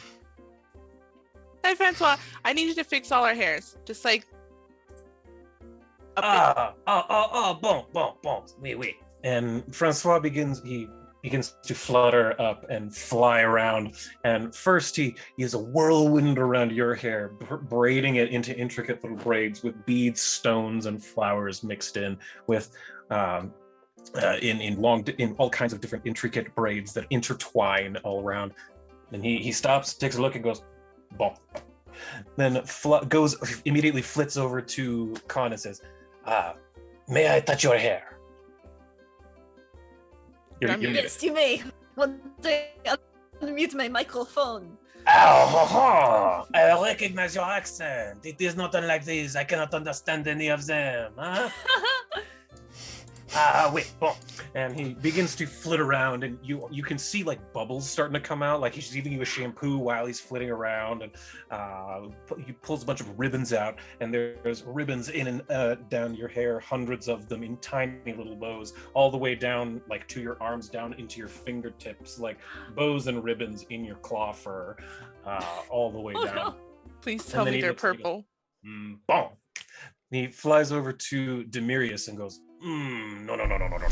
And he sees how unshaven and scraggly that beard is. And he pulls out this comically large blade and goes, hold still. And just a flurry of blades. And he comes back and your cheek shines. Ding. Bon. Then he looks over to Zvid and he says, Oui, a challenge. What do we have here? Does Zvid even have hair? I don't remember. Zvid has sort of a messy mop of hair on his head, and he says, if you touch me, you will lose the hand that makes contact. Come on, Zavine, you look like a mess, and my grandmother's in town, and you just, please! Look at me, you can't really clean this up, alright? Let him try!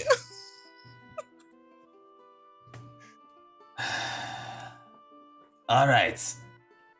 You get the rare opportunity of this one time being able to, I don't know, gussy me up or something. Go ahead. Bon. And he almost like, okay, you know in Sailor Moon when like the stars appear at her head and kind of swirl around her and completely coat her? It's kind of like that with like sparkles and such, but then as he appears, Zvid is standing there in almost it's halfway between a tunic and a tuxedo. It's very finely cut, even right here at the chest. It's well fitted to you. It's got a nice hood that's down, and your hair is cleaned but brilliantine. So it's got oils and scented perfumes and waxes up in it. It's all up into a nice curl right up here at the top. And he pulls back and just goes, "My finest work. I am done." And he disappears. Does Zvid have a pompadour? Yes. Good job, Don. It is literally a pompadour. Wait, okay. Is this permanent, like the clothes, or does this fade away? Is it a curse? It's not permanent. It's more like an illusion that'll last a little while. Okay. So I'm like, he doesn't see his hair at first. He sees the clothes, he's like, this isn't so bad, these clothes. And then he looks in the mirror, he goes, I take it back. Okay. All right, thank you, Sabine, for being my best friend and doing it. Bless you. He's like sneezing from the scents and stuff that they put in his hair. He's like, oh god. Prestidigitation, any kind of snot. You presto the snot away. He sneezes again. You presto it away. This is like an ongoing thing. Oh god. This is the last time I let the sprite touch my hair. You look fantastic, though. Look at my hair. I'm all kinds of glittery and flowery. Okay, let's go. Dani, this is like your world, okay? We met you looking like this. This is all your wheelhouse. This is not something for me. And I look at Khan. Did Khan get all dressed up and stuff? Did you get like your fur curled or something? Yeah, and with like ribbons tied through it and everything. I'm like, look at us! This isn't us! It is odd. You guys look good though. Just until after grandmother leaves, and then you can take it all off. Okay. I love you, Dani. And you can see she's incredibly nervous ever since like her brother mentioned that grandma's coming in town. Like, okay, everything has to be great, perfect. Everyone looks perfect. Have you even met this woman before? Why are you freaking out? No, because that's why I have not met her. She's old. She's grandmother. Maybe she's just beyond the point of senile, so she won't even know what's going on, and she'll yell at the cantaloupe She's with your an brother. elf! They're Yeah? elves! We're elves! When we live forever and we think we know everything! I'm gonna pull Khan aside during this conversation, be like, could we make a snare that could, like, undo what just happened to us at, like, a moment's notice if we have to, like, fight? I think I could, and I have snare genius, so I could, like, within a minute create a little thing, a little contraption, an apparatus on us that Is can, it like... something to like dispel magic at the Yeah. Or Just is like it like a 100 little hands that will like pull out all the ribbons and mess up your hair? We're inventing a thing to make us look messier. Okay. Connor, are you a master in crafting? Yes. She is now. I'm pretty sure. Okay, so Zavid, give me a public crafting as an aid check. You're just looking for a DC of 20 to add, to give Con a +1. Ooh, All right, so Con, you have a beat it. +1 to a public crafting check to make this. I'm very curious. Nice. Because This is what spell happened. magic is a pretty low level spell. It's the same spell level as the Ilkana head. Oh, that was almost a 20, but that's enough for Almost. sure. 29. I would have like added something. Oh, guidance or guidance. something. Sure. So Yeah. it's an even. Call it a 30 then. That's pretty good. So yeah, you're able to mock together kind of a low-level magic item, one-use trap. It's sort of like a potion. It's a one-use thing that will can spring and cast dispel magic on its target. Okay, alright, so we make one of these, like, I appreciate that we need to look good for her thing, but the minute shit goes down, I don't want to be fighting looking like this. I don't want to look like this when I'm What do fighting. people think? People will get the wrong impression of us. It'll be bad. I think that we're fancy, that we're frilly. You mean you don't want to fight flashily? Wait, listen. We don't want people to get the wrong idea, like that we dress like this all the time. Mm-mm. That's like just this being all the time. dishonest. I doubt they'll think How that. am I supposed to strike fear into the hearts of my enemies with this, like gesturing to my pompadour hair? Because they never see it coming, and they think that they think that they just never see it coming. So it's it throws them off. That's true. Could be We're a going to be distraction. late to your coronation. Why don't Yeah, I we was just gonna get say, going? walking and talking, Maris leads you to the outside gates of the castle, where is sitting a beautiful carriage in front of you. Up at, let's see, who's... No, okay, yeah. So there's a beautiful horse-drawn carriage, white horses that have silver and purple barding and cladding all over them, and standing next to the open door to the carriage is Bruce Mithralarm, Dani's fiance, who is not wearing what he is wearing in this image. He's wearing a very nice, nicely tailored gray suit. It is form-fitting to him per your instruction to the tailor. So the definition on his blacksmith's arms is popping out of this jacket.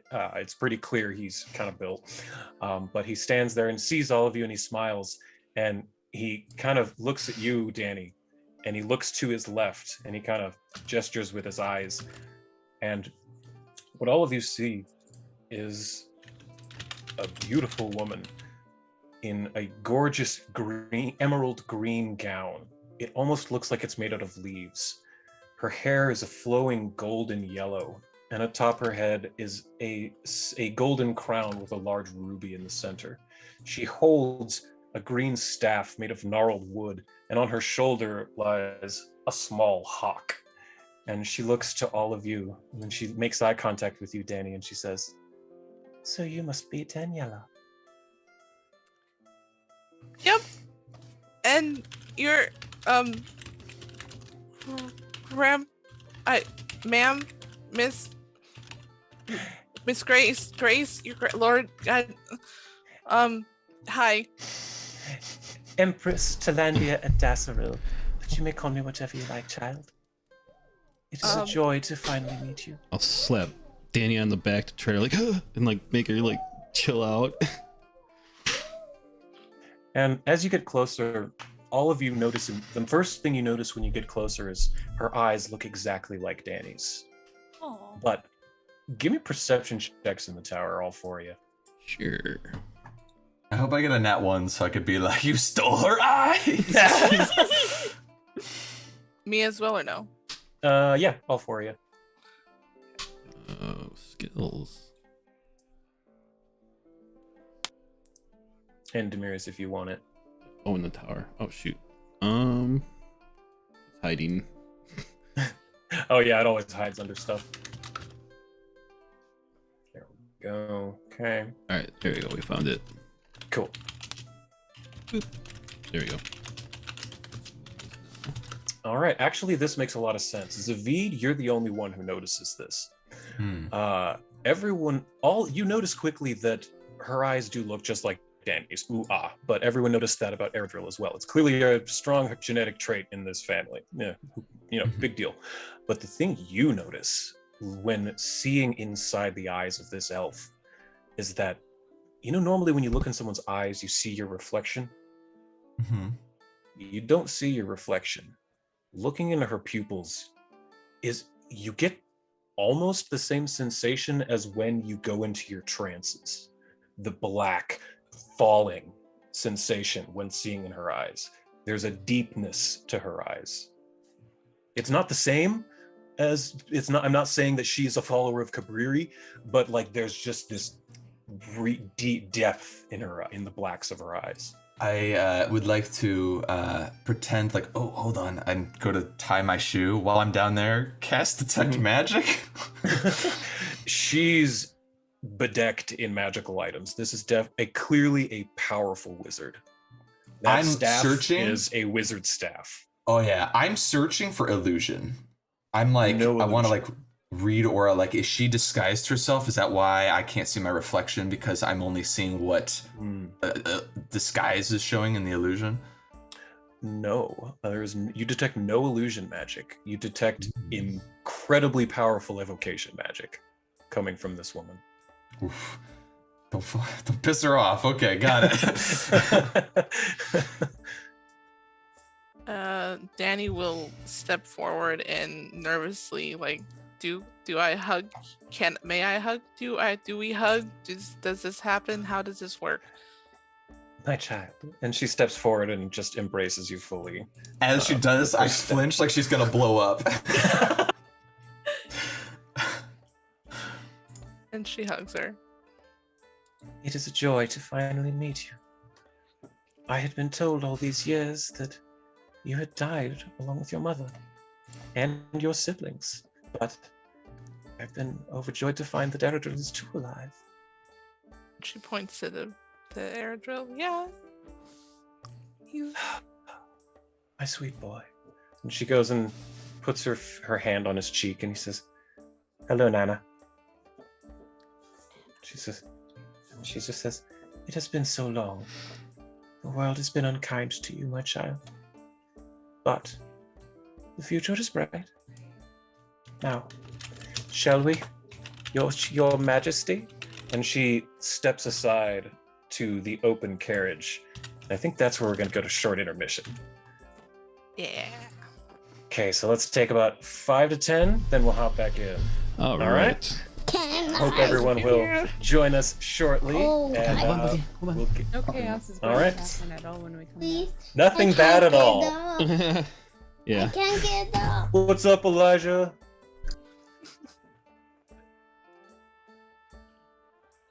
Alrighty. All right. Are we out?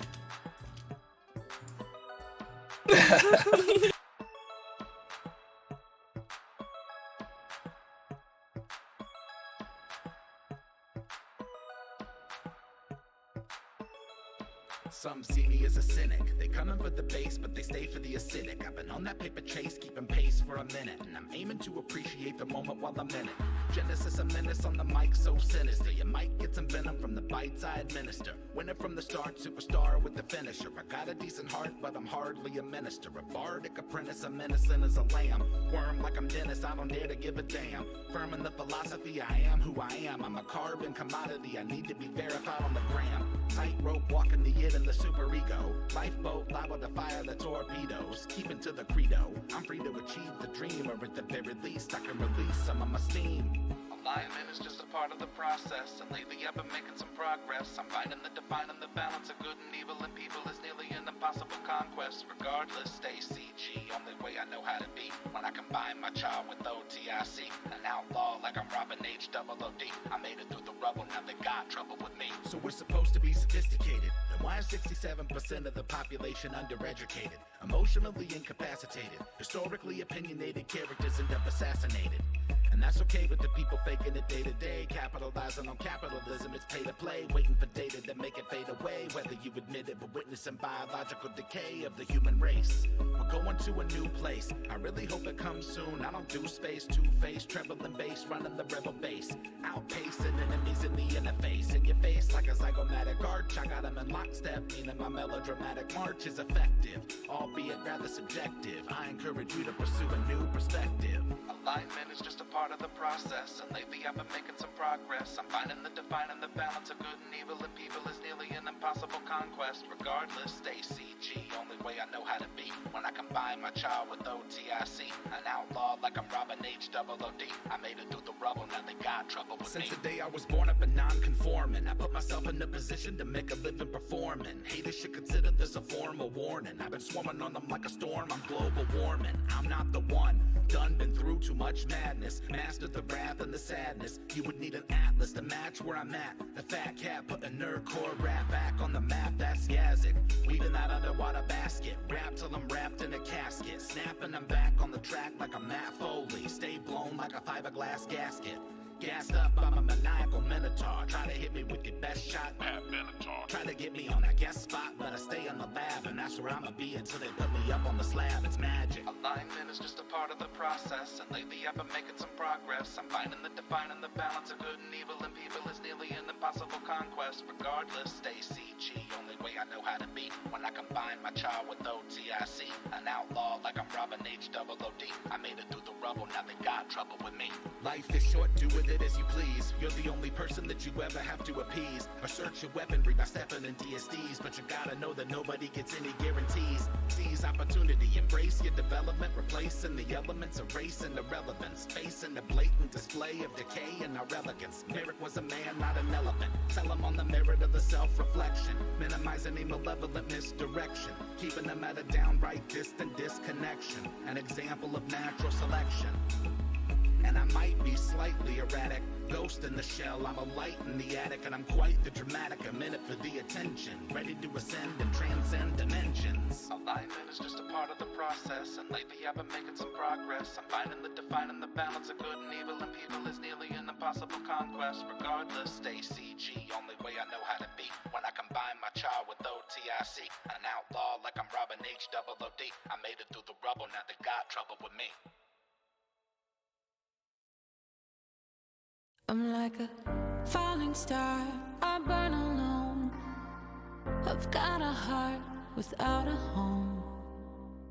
Underneath this empty sky, just waiting for a sign.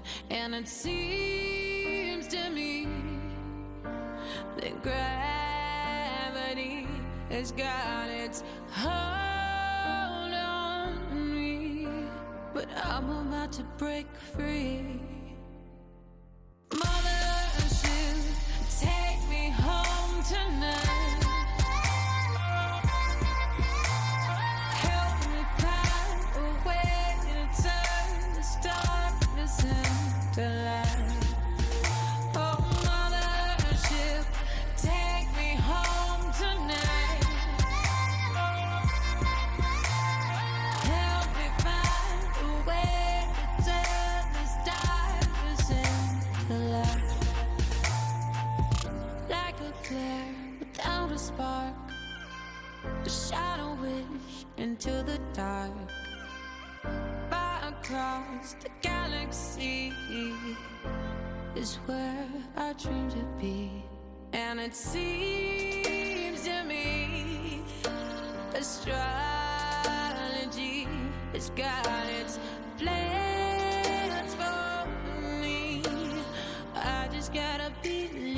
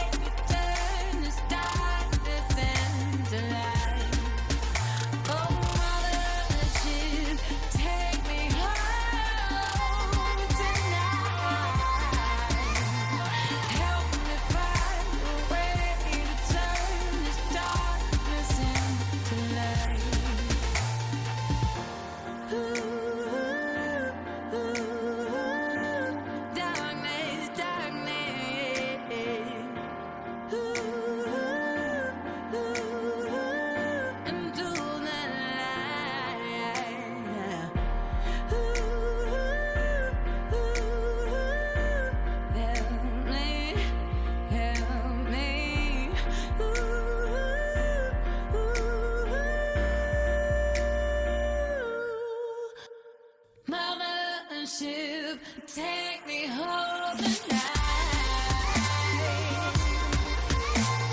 Help me find a way to turn this nightmare into light.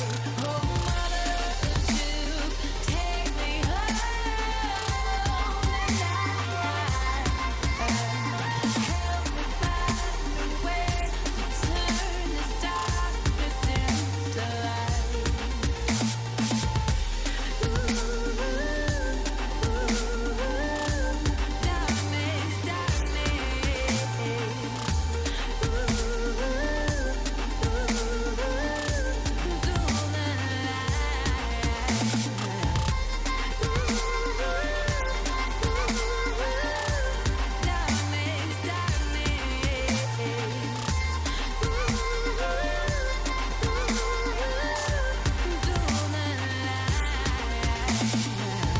Falling star, I burn alone. Got a heart without a home.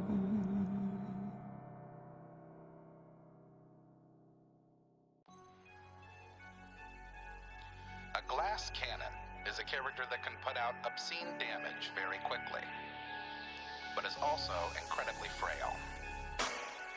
I'm the one that gets it done in the clutch, so you know I never really gotta worry too much. I'm a glass cannon, glass cannon. You don't even want a dose of the smoke, so I'm recommending that you never try to provoke. A glass cannon, I'm a glass cannon. If your objective is blatant confrontation and you haters have greatly underestimated my station, I dominate with divination, I conquer with conjuration, I'm bonkers with evocation, I'm astonishing at abjuration, patiently waiting for my invitation to help alleviate my already unbelievable reputation. No conversation, the brains of the operation, the pain of the population contained in a concentration of a spell slot. I got 27 in the clip, missiles emitting from my fingertips like warships. That's a handgun, damn son, shooting from the hip. Only one using telekinesis to get a grip. Cantrips waiting to be cast off. Prismatic wall, make 'em all blast off. Cackling my ass off, incapacitating them with laughter. Yazzik ain't the caster you wanna go after.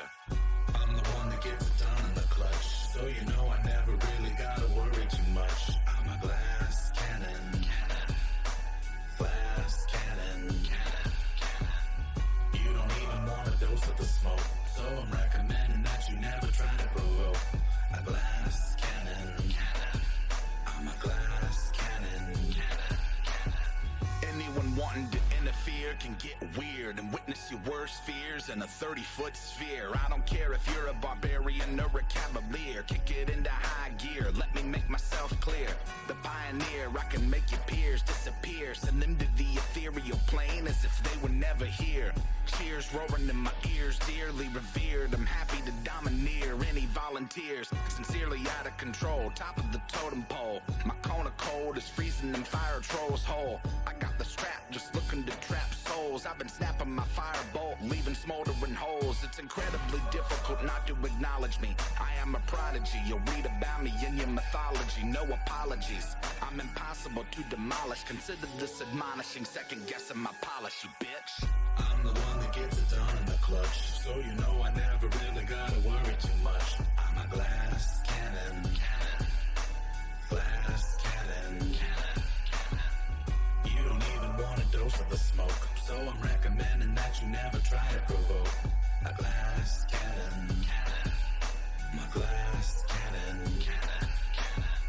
I'm the one that gets it done in the clutch, so you know I never really gotta worry too much. I'm a glass cannon, glass cannon.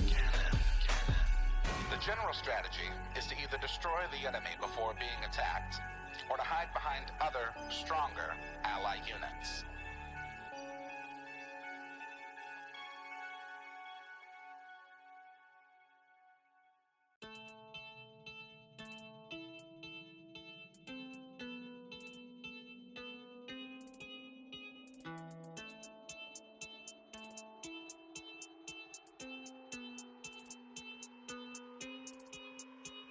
Who goes there? Why you dummies always coming in my lair like you want the smoke? All these wannabe heroes unprepared for the nightmare and despair that they dare to provoke. Most folk are doing their best to avoid me. Floor full of bones and the people that annoy me. Every now and then I get a couple of daredevils with the audacity to think that they can destroy me. Good luck with that, man. I got panoramic vision, meaning that I can see in any direction with precision. If it's your decision to attack, I suggest that you come back when your plans had a bit of revision to it. Notably, you should accept defeat. Consider this your last opportunity to retreat. Repeat, that was your last chance to survive. I hope that you enjoyed your time being alive. You foolish for ignore the warning. Now you'll be dead before the morning. You should've looked over your shoulder. You're in the eye of the beholder. I am the tyrant, get it? I've actually been told that I'm a pretty funny guy. Wait a minute, what were we discussing? I lost my train of thought. Oh, that's right, you were just about to die. How can I forget that? It's my favorite part. The only thing left to consider is where to start. In addition to magical abilities, I'm smart. I can make your demise art. Anyway, it appears that the wizard in your party is a gnome who was worth about the same as if he would have stayed at home. I'll activate my anti-magic cone, and in a moment I'll turn him into stone. When the barbarian inevitably flies into rage, I'll disintegrate her with one of my eye rays. By the way, I haven't even begun to try. Fly by and take a bite of the fighter's thigh. You foolish for ignore the warning. Now you'll be dead before the morning. You should've looked over your shoulder. You're in the eye of the beholder. While the fighter attempts to collect himself, he bleeds out on the space I dismembered him in. I wouldn't waste time telling me your names. I can guarantee that nobody's ever gonna remember them. Then again, you'll be on the list of my victims at the bottom of a column of other anonymous prey. You should take a minute to reflect on the day and the last words you'll ever say. Time's up. You're the lone survivor, the last one left. And halfling rogues are admittedly deft, but you broke into my home and you've stolen my time. I'm afraid I cannot allow theft.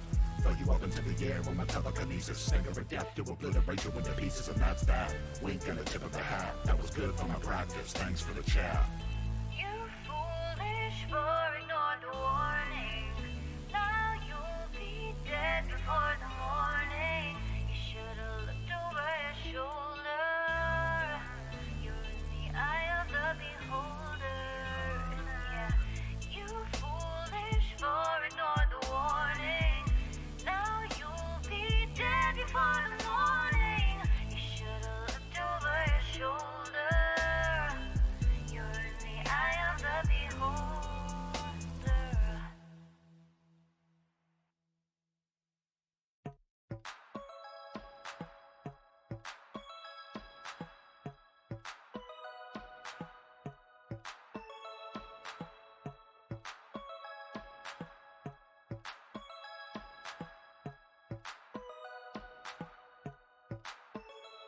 Some see me as a cynic. They come in for the base, but they stay for the acidic. I've been on that paper chase, keeping pace for a minute, and I'm aiming to appreciate the moment while I'm in it. Genesis a menace on the mic, so sinister. You might get some venom from the bites I administer. Winner from the start, superstar with the finisher. I got a decent heart, but I'm hardly a minister. A bardic apprentice, I'm innocent as a lamb. Worm like I'm Dennis, I don't dare to give a damn. Firm in the philosophy, I am who I am. I'm a carbon commodity, I need to be verified on the gram. Tightrope walking the it and the superego. Lifeboat liable to fire the torpedoes. Keeping to the credo. I'm free to achieve the dream, or at the very least I can release some of my steam. Alignment is just a part of the process, and lately I've been making some progress. I'm finding that defining the balance of good and evil in people is nearly an impossible conquest. Regardless, stay CG, only way I know how to be. When I combine my child with OTIC, an outlaw like I'm Robin H-double-O-D. I made it through the rubble, now they got trouble with me. So we're supposed to be sophisticated. Then why is 67% of the population undereducated? Emotionally incapacitated. Historically opinionated characters end up assassinated. And that's okay with the people faking it day to day. Capitalizing on capitalism, it's pay to play. Waiting for data to make it fade away. Whether you admit it, but witnessing biological decay of the human race. We're going to a new place. I really hope it comes soon. I don't do space, two-faced, trembling bass, running the rebel base. Outpacing enemies in the interface. In your face like a zygomatic arch. I got them in lockstep, meaning my melodramatic march is effective. Albeit rather subjective. I encourage you to pursue a new perspective.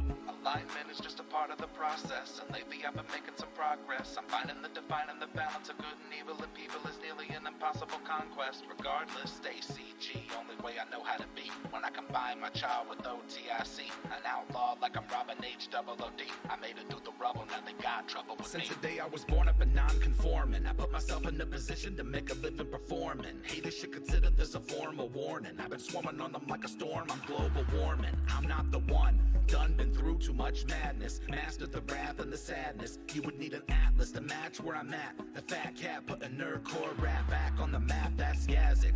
Weaving that underwater basket. Rap till I'm wrapped in a casket. Snapping I'm back on the track like I'm Matt Foley. Stay blown like a fiberglass gasket.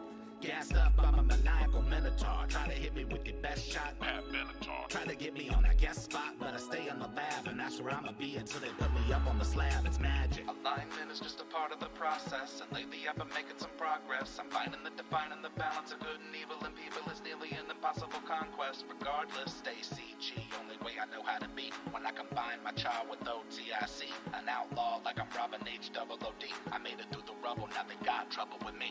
Life is short, do with it as you please. You're the only person that you ever have to appease or search your weaponry by stepping in DSDs, but you gotta know that nobody gets any guarantees. Seize opportunity, embrace your development, replacing the elements, erasing irrelevance, facing the blatant display of decay and our elegance. Merrick was a man, not an elephant. Tell him on the merit of the self-reflection, minimize any malevolent misdirection, keeping them at a downright distant disconnection, an example of natural selection.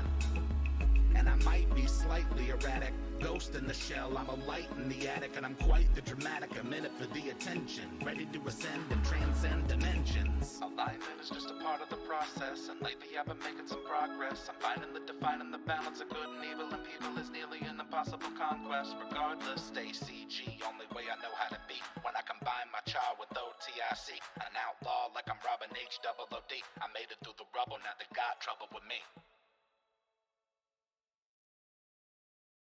I'm like a falling star, I burn alone.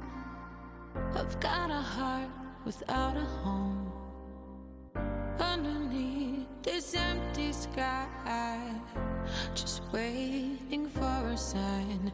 And it seems to me that gravity has got its hold on me, but I'm about to break free. Mothership, take me home tonight. Help me find a way to turn this darkness into light. Oh, mothership, take me home tonight. Help me find a way to turn this darkness into light. Like a flare without a spark, a shadow wish into the dark. Far across the galaxy is where I dream to be. And it seems to me astrology has got its plans for me. I just gotta believe. Oh, mothership, take me home tonight. Help me find a way to turn this darkness into light. Oh, mothership, take me home tonight.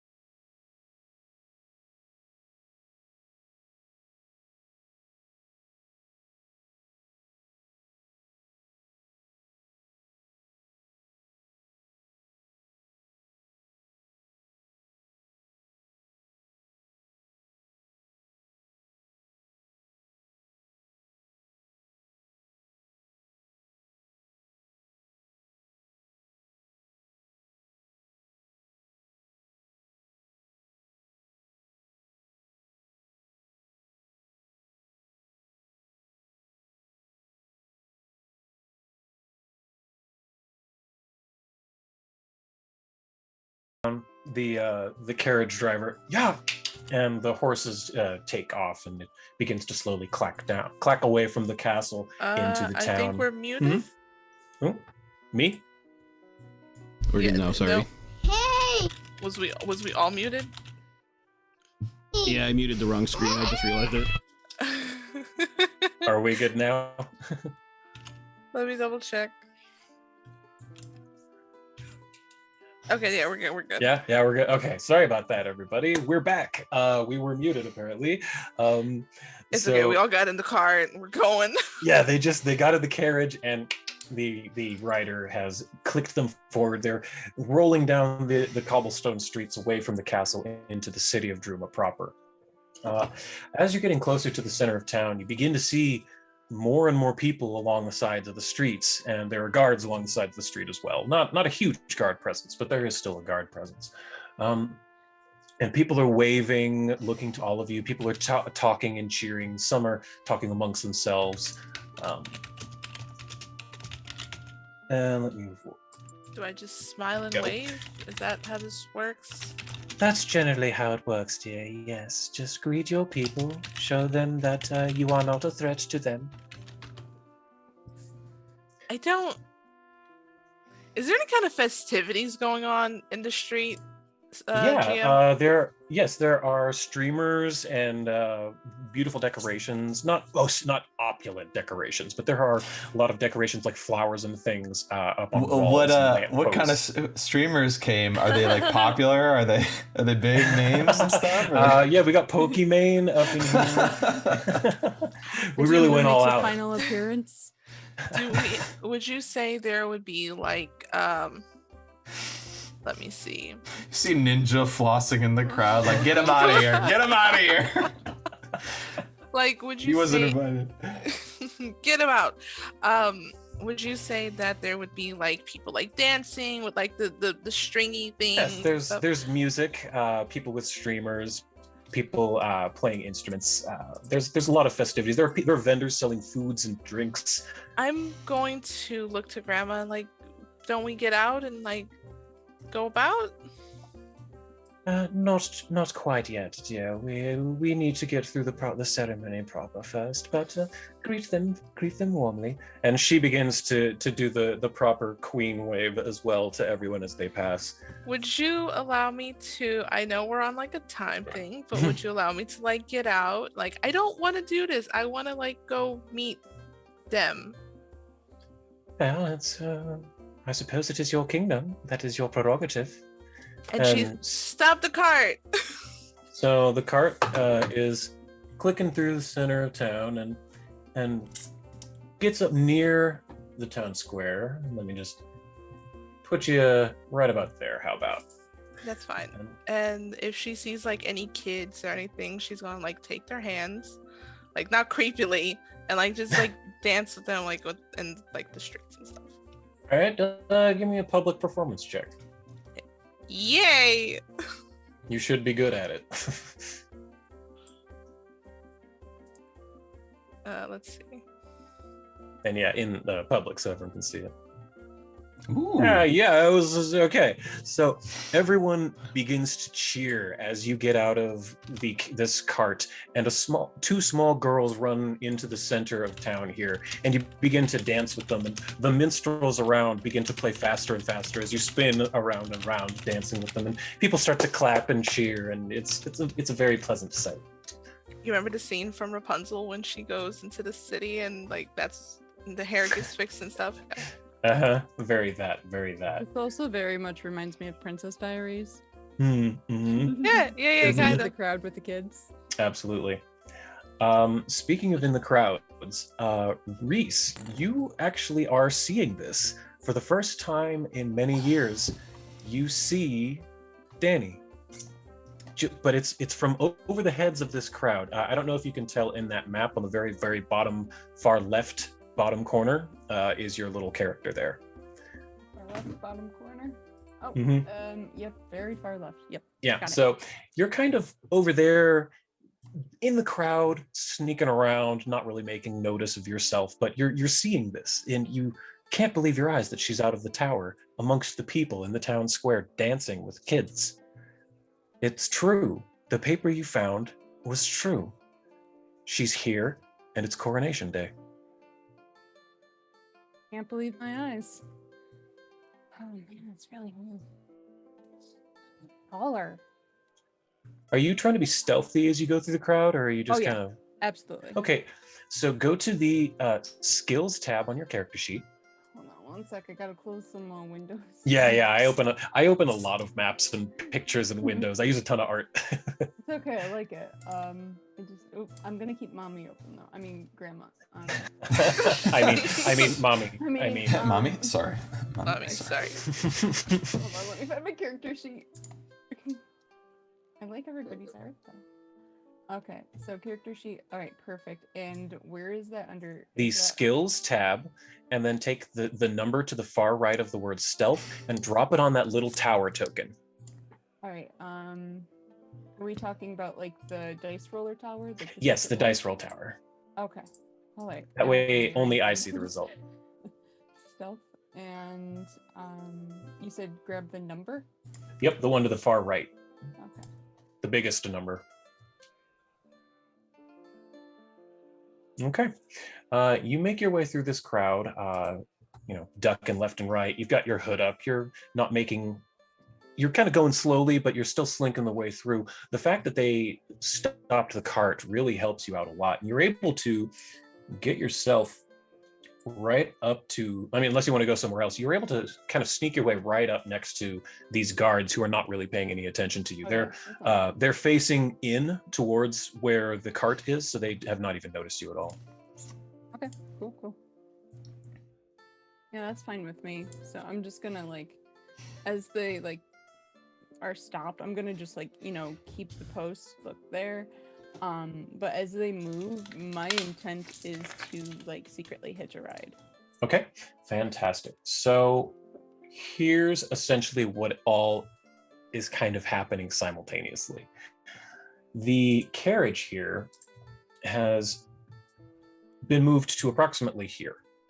And Dani, when you've finished dancing and you come back to the carriage, you see there Zavrim and Amarind and Finnick all standing at the base of the Temple of Io, the temple from town. And when they come back, they say, Zavrim says, that was a wonderful display, Your Highness. I think the people did good to see that. Good. I don't want them to be scared of me. I do not think they shall be. Please, never give them reason to be. Now, shall we? Yes. Okay. So, Zavrim and Amarind and Finnick all get inside the carriage as well. While this is going on, can I look around and just see if there's anybody invisible or suspicious loitering about? Absolutely. Give me a perception check in the dice tower. Anyone being mischievous or... I'm looking for a dude with a dagger that's getting ready to throw it or something, that's what's going through my mind. Absolutely. Actually, you do see someone kind of skulking around in the audience. I don't want to say audience, in the crowd. You, Zavid, are always hyper aware of yourself because of where you came from, the Shadowlands. So you're always on edge. You did notice that there's someone with kind of a cloak who, the only reason you recognize that this person is sneaking around is because they're moving exactly in the way you would if you were trying to sneak around in a crowd. Hood up, sticking to the backs of buildings, slowly slinking through crowds left and right, not really staying in the same spot, not any direct path, no obvious destination. But this whole time, while Dani was dancing and all of this, you were kind of watching this person, and you see them. They're up closer to where the guards are, near the center of the bit where they are on the map. Do you see them where they are on the map? Yeah. Okay. I take note of it, but I don't say anything to anybody. I'm not trying to alarm anyone in the carriage. I'm just gonna kind of keep an eye on them. Okay. All right. So all of you get in the carriage, and it is set to go. So as this is kind of all, again, this is all kind of happening at the same time. Reese, you said you want to try and like find a way to ride with. Yeah, like hitch on the back. Okay, Like sure. do it in a way that maybe nobody can see me or I'm very much not noticeable. All right, You absolutely. could Give try me to get another. under the carriage. That is actually what Yeah. Okay. So give me another Hmm. stealth check in the tower because this is separate from what you were doing before. Yep, no You're problem. welcome, Rapscallion. Yeah. Ignore that if there's a dice roll. Sure. I didn't see anything. Oh, now here it comes. Okay. So Zavid, you were looking around, and for just a moment, you kind of look over to your companions, thinking, what am I thinking? Whatever. I'm being too paranoid. And then you kind of glance back to where you were looking a moment ago, and that person is gone. Hmm. So that was enough to beat Zavid. So you are now lost within this crowd. I think what we're going to do here is to time this. That's going to be an acrobatics check. And this can be public because you're going to know instantly if you succeed or fail. So the carriage is kind of coming around to this side here. And as they go into this smaller alcove, that was actually exactly the DC I was looking for.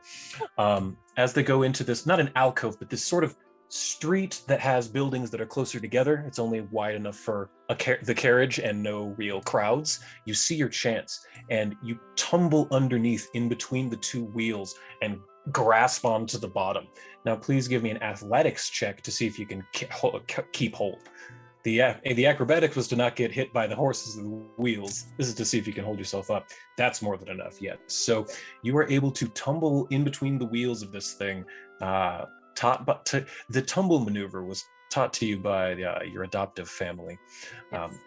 You got through the wheels just fine, popped up and grabbed the undercarriage, and you are now beneath it as it totters off the town square.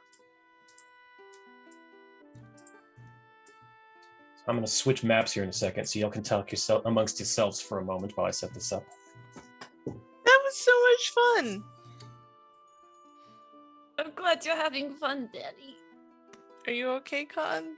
It's just outfit's a little uncomfortable. All the ribbons, And she will see the discomfort in Con and just feel incredibly guilty.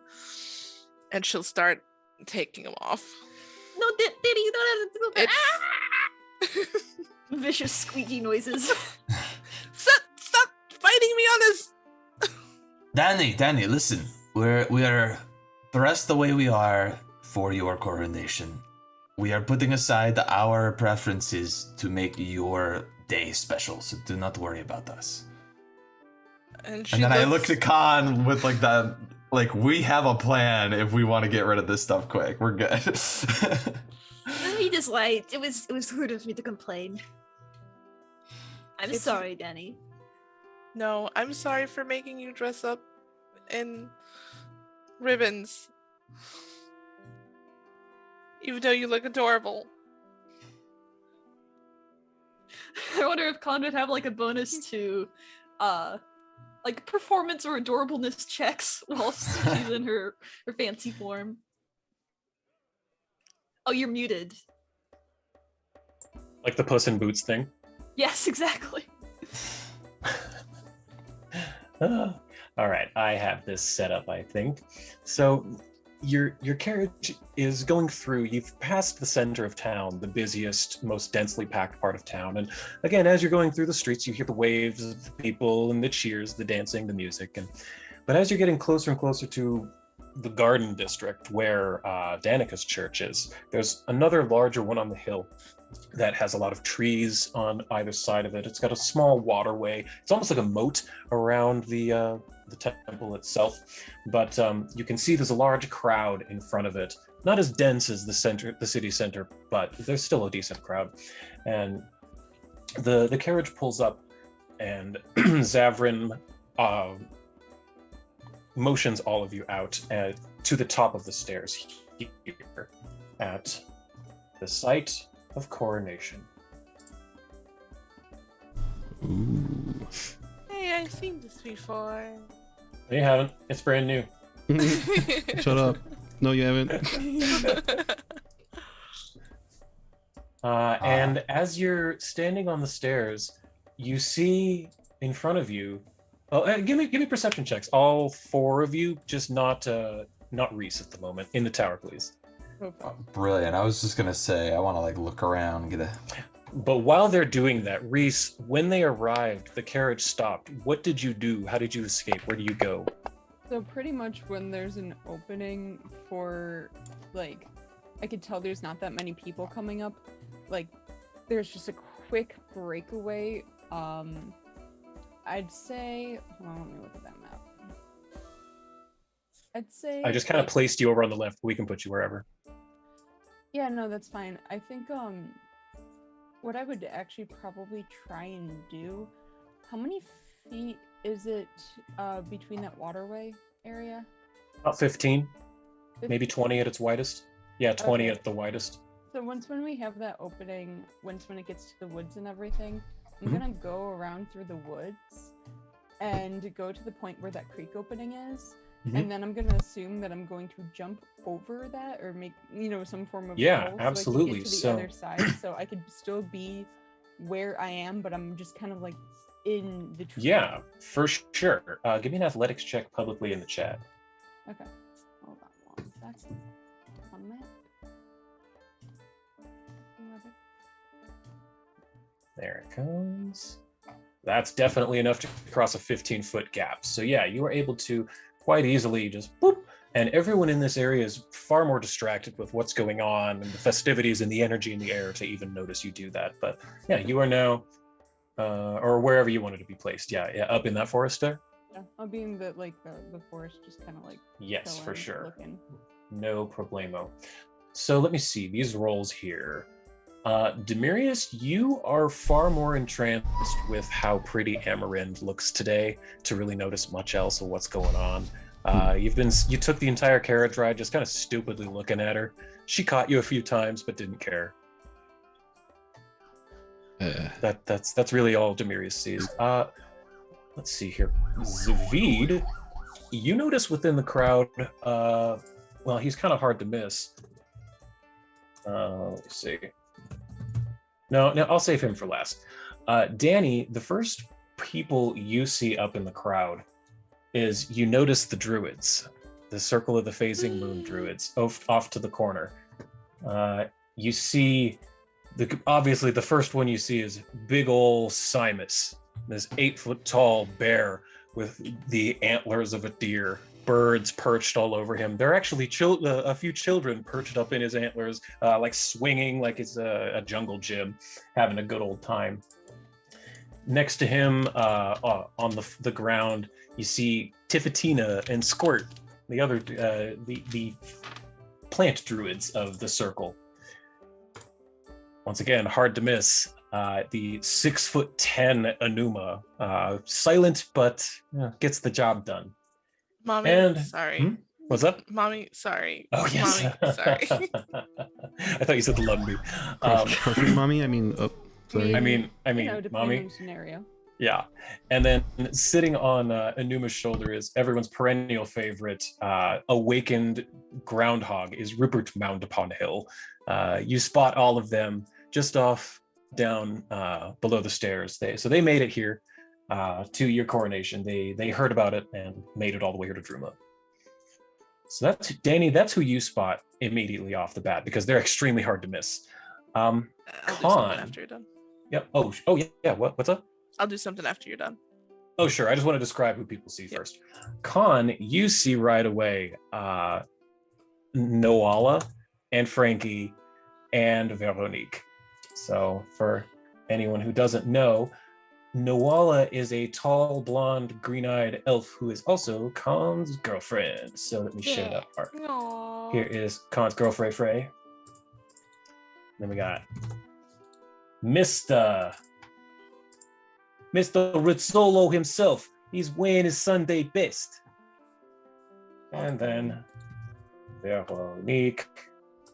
Khan's loving, doting mother. Khan obviously takes after Veronique a little bit because of the brown fur. The white fur from Frankie is more from, he's kind of going gray these days. But Khan, those are who you notice right off the bat, is Noala and your parents. Apparently they've met and are interacting. They seem to be nicely interacting. Currently, Noala and Frankie are having a spirited conversation, and they seem to be laughing. And you see them right up front there at the base of the stairs. Zavid, with your role, I am most happy about this one. You see a good friend of all of you who managed to make it, and he wore his finest. You see the large-sized ogre who guarded the bridge to Elidir, named Smush Stuff, and he is looking dapper and fly as fuck. He's got a huge top hat on and a bow tie to blot out the sun, and he's got himself a shiny, sparkly walking stick. You spot him immediately. He looks so good. It's kind of hard not to. Isn't he like 10 feet tall? Yeah, he's like 10 feet tall. He's an ogre. I have to know who got this guy dressed up. Yeah, for real. Who had the strength and or the ladder to dress this man up? I mean, did we refer him to somebody? Like, I'm very perplexed. Where is he, by the way? Like on the map? He's over on the west, near West. the woods. Near the woods.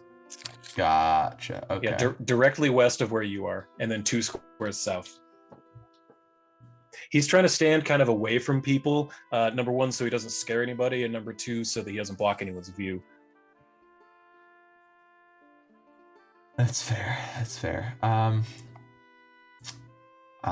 Just sort of impressed that Smush Stuff has made it. I give him an approving nod. He reaches up to his top hat and he takes it off and gives a deep bow to you, and then puts it back on. Hell yeah.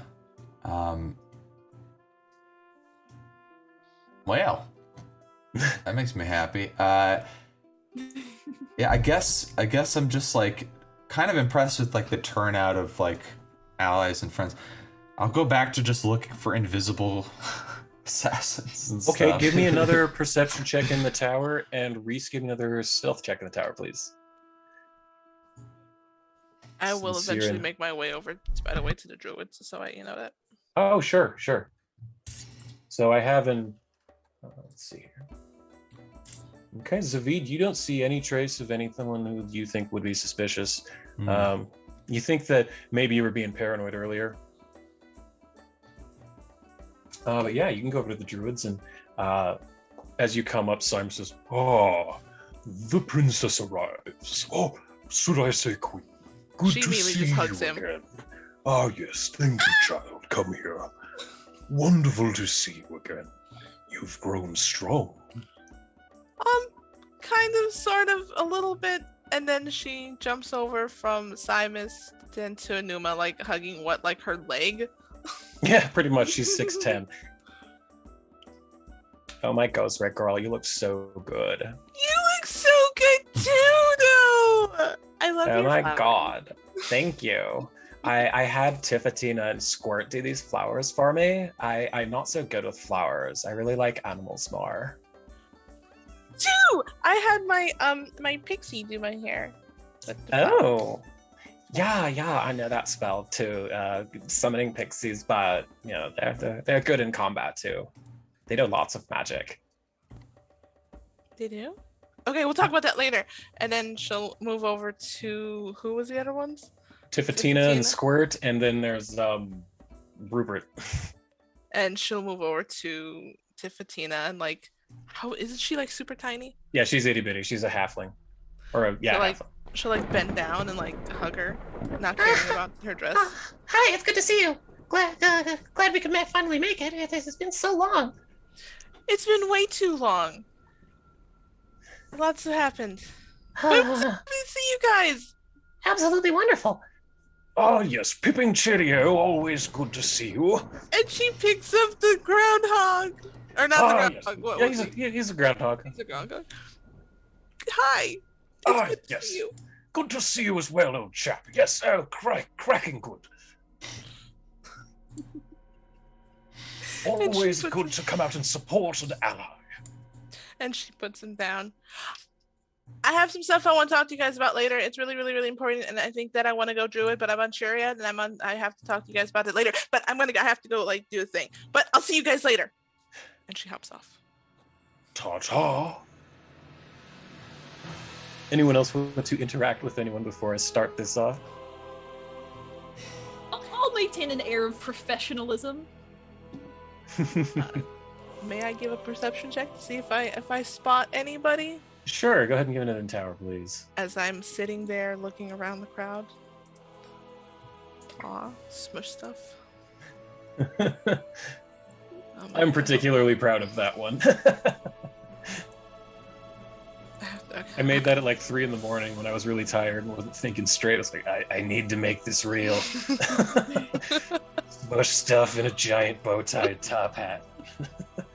Yeah, being up at 3 a.m. is more shocking to me. Mm-hmm. Yeah, looking around the crowd, you just see a lot of nameless faces you've never seen. You assume that there's, mostly people from around Druma, but there's also many people from many different kingdoms here. You see, again, as you're looking, you see a couple more familiar faces in the crowd. You see Glaric. He's kind of hard to miss. You see this one. Remember the mushroom vendor from Shadow Valley is also there, or from Plaguestone is there.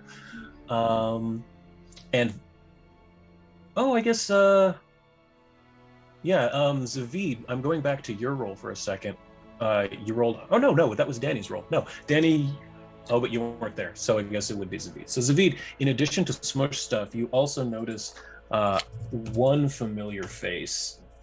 Once the shocking visage of seeing smush stuff and how big he is, and the clothes, and once all of that kind of wore off and your eyes were able to move again, you notice right up front is Penny Wessel, the halfling that all of you saved in the basement of that city in Eladir, I think it was. Mm-hmm. The one who's married to the seer of Desna who told you of the prophecy. Yeah, is she with her husband too? Is that the dude that's next She to her? is, yes. And his name is what's his name? The seer, right? Yeah, the seer. There it is. Pembroke Wessel. She mentioned him a lot, so you remember his name, Pembroke. But getting a close look at him, you, Zavid, know immediately because of your background that he's a Sverfnidlin. Oh. So he's a gray-skinned gnome with a long white beard and long, scraggly white eyebrows. He's holding a walking stick that a bird is perched up on, and his shoes are curled at the end like a classic Keebler elf. Would I know gnome ages? Because he looks like he's old enough to be her grandfather. Give me a society check in the tower.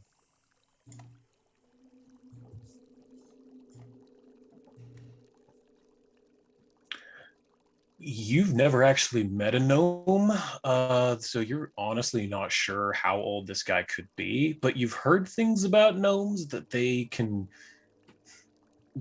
if their life isn't interesting enough, they kind of turn gray and lose their color. It's called the bleaching. And it's tantamount to death to gnomes, because gnomes originally come from the Feywild. They're Fey creatures where they're immortal, essentially. But when they come here to the material plane, they slowly become mortal and in order to stave this off, they have to keep on having interesting adventures and new experiences. So gnomes who kind of become sedentary, they kind of lose their color and they succumb to the bleaching. So you think it's possible that he might be a bleachling, but you aren't entirely sure. Okay. Yeah. He's either old or he's a bleachling. I guess that makes sense, because being from the plane of shadows, gnomes are unheard of, because that would be a place that would bleach them immediately. Yes. And then in the Underdark, yeah, I might have encountered some Snurfneblin or heard of them and stuff like that, but I haven't really had too many encounters with them. So okay, just curious. Mm-hmm. He definitely looks like he's right out of the '70s Hobbit movie. That's for sure. Absolutely.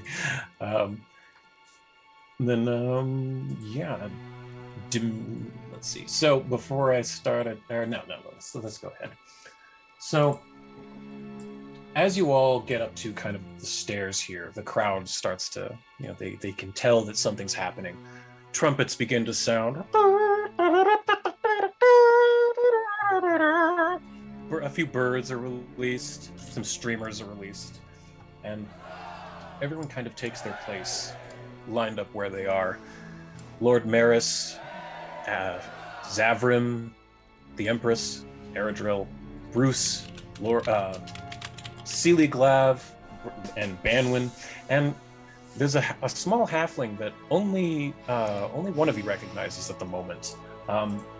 She has 2 shields on her arms, and she's got dusty blonde hair, no shoes on, but for a halfling, she seems particularly small, even by halfling standards. But let me share that there. And all of you have heard enough about her to know that this is Lumbee Bronzearm, the chosen of Abadar.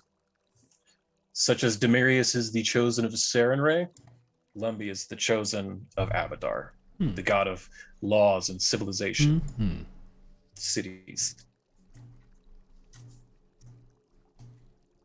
But as you all take your place, let me find this. Zavrim looks to you, Dani. He looks to all of you and says, all right then. He looks to you, Dani, and says, are you ready? Yeah, as far as I can be. Stand here. Zavrim casts something on himself. Zavid, you recognize it instantly as the bullhorn spell. He begins to speak, and it is loud, booming across the entire city. Not painful loud. Even standing right next to him, it doesn't hurt your ears. He's magically amplifying his voice to carry over the whole of the city. Within a mile radius, everyone will hear his voice. And if you'll indulge me, I have a speech. People of Druma, friends from afar, honored guests and beloved family. When I spoke to you last at Candlemark, I asked you all, whatever deity you serve, to pray for our queen on the day of her coronation, to pray that Sarenrae would give her the wisdom and strength to carry out the promises of a brighter future for all. Throughout this memorable day, we have been uplifted and sustained by the knowledge that our hearts and love were with Druma and Golarion. Yet a coming darkness looms. May our new sovereign succeed in the task to which she has now been dedicated with such solemnity. Many thousands of you came to Druma from all parts of Greater Avestan to join in the ceremony today. All of you, whether from near or far, have been united in one purpose: to stand together as one, to build bridges, not destroy them, to fight coming war with the strength of peace. The ceremonies you have seen today are ancient, and some of their origins are veiled in the mists of the past. But their spirit and their meaning shine through the ages, never, perhaps, more brightly than now. Throughout all her life, and with all her heart, may our new queen strive to be worthy of your trust. In this resolve, she has the heroes, Lux et Umbra, to support her. Through their power and affection for all, they set forth to defend this world. Then, although her experience is so short and her task so new, our queen has in her parents and grandparents an example which she can follow with certainty and with confidence, and may she have the wisdom to learn from the mistakes of the past ere she make them herself. There is also this. Our queen has behind her not only the splendid military and the annals of more than 1,000 years, but the living strength and majesty of all of Avestan, of societies old and new, of lands and ancestries different in history and origins, but all by Sarenrae's will, united in spirit and in aim. Therefore, I am sure that this, the coronation of Dani Erion, is not the symbol of a coming end of days, but a declaration of our hopes for the future, and for the years that she, by Sarenrae's grace and mercy, be given to reign and serve you as your queen. As this day draws to a close, we know that our abiding memory of it will be not only the solemnity and beauty of the ceremony, but the inspiration of your loyalty and affection. I thank you all from a full heart. Serre, bless us all. Zavrim looks over to Amarind and nods. She steps forward and holding a silken pillow of purple and silver. On top of it sits a golden crown sculpted to look like the autumn leaves. Zavrim makes eye contact with you, Dani, and he nods over towards Bruce. And as you look at Bruce, he grins stupidly and starts to blush a little bit. And Zavrim picks up the crown, holds it high for all to see. He slowly places it down upon Dani's head. And he says, "Now, rise, Daniela, Queen of Druma, and greet your people." And she does so. She looks around, overwhelmed, probably crying like a mess. This is what happens when you make fun of Demirius. And she just greets her people. Like, oh, There's a large uproarious applause comes over the crowd. Lots of whistling, lots of clapping. I think actually while that's going on would be the time I would probably find like some way to sneak within the crowd where like I look like I was supposed to be there. Sure, absolutely. Everyone was fully distracted. Oh yeah, like I'd say somewhere within here. Okay, where I would sure, still sounds be good. kind of like within eye shot if she sees. Dani, give me another perception check in the tower. And Reese, are you currently stealthing, like actively being stealthy? Oh, yeah. Yeah? Okay. So give me another stealth check at the tower then, too. because I was gonna say, do you want it to have like that moment where they just like lock eyes? Actually, you know what? That is exactly what I want. Yeah. Actually, since you're that close at this point, as you're looking around the crowd, Dani, you freeze for a moment. And you think, there's no way. I'm crazy. But She does that thing with her eyes where she like kind of like Reese? and yes, you both managed to lock eyes for just a moment. And Reese, you have your opportunity and you see that she sees you.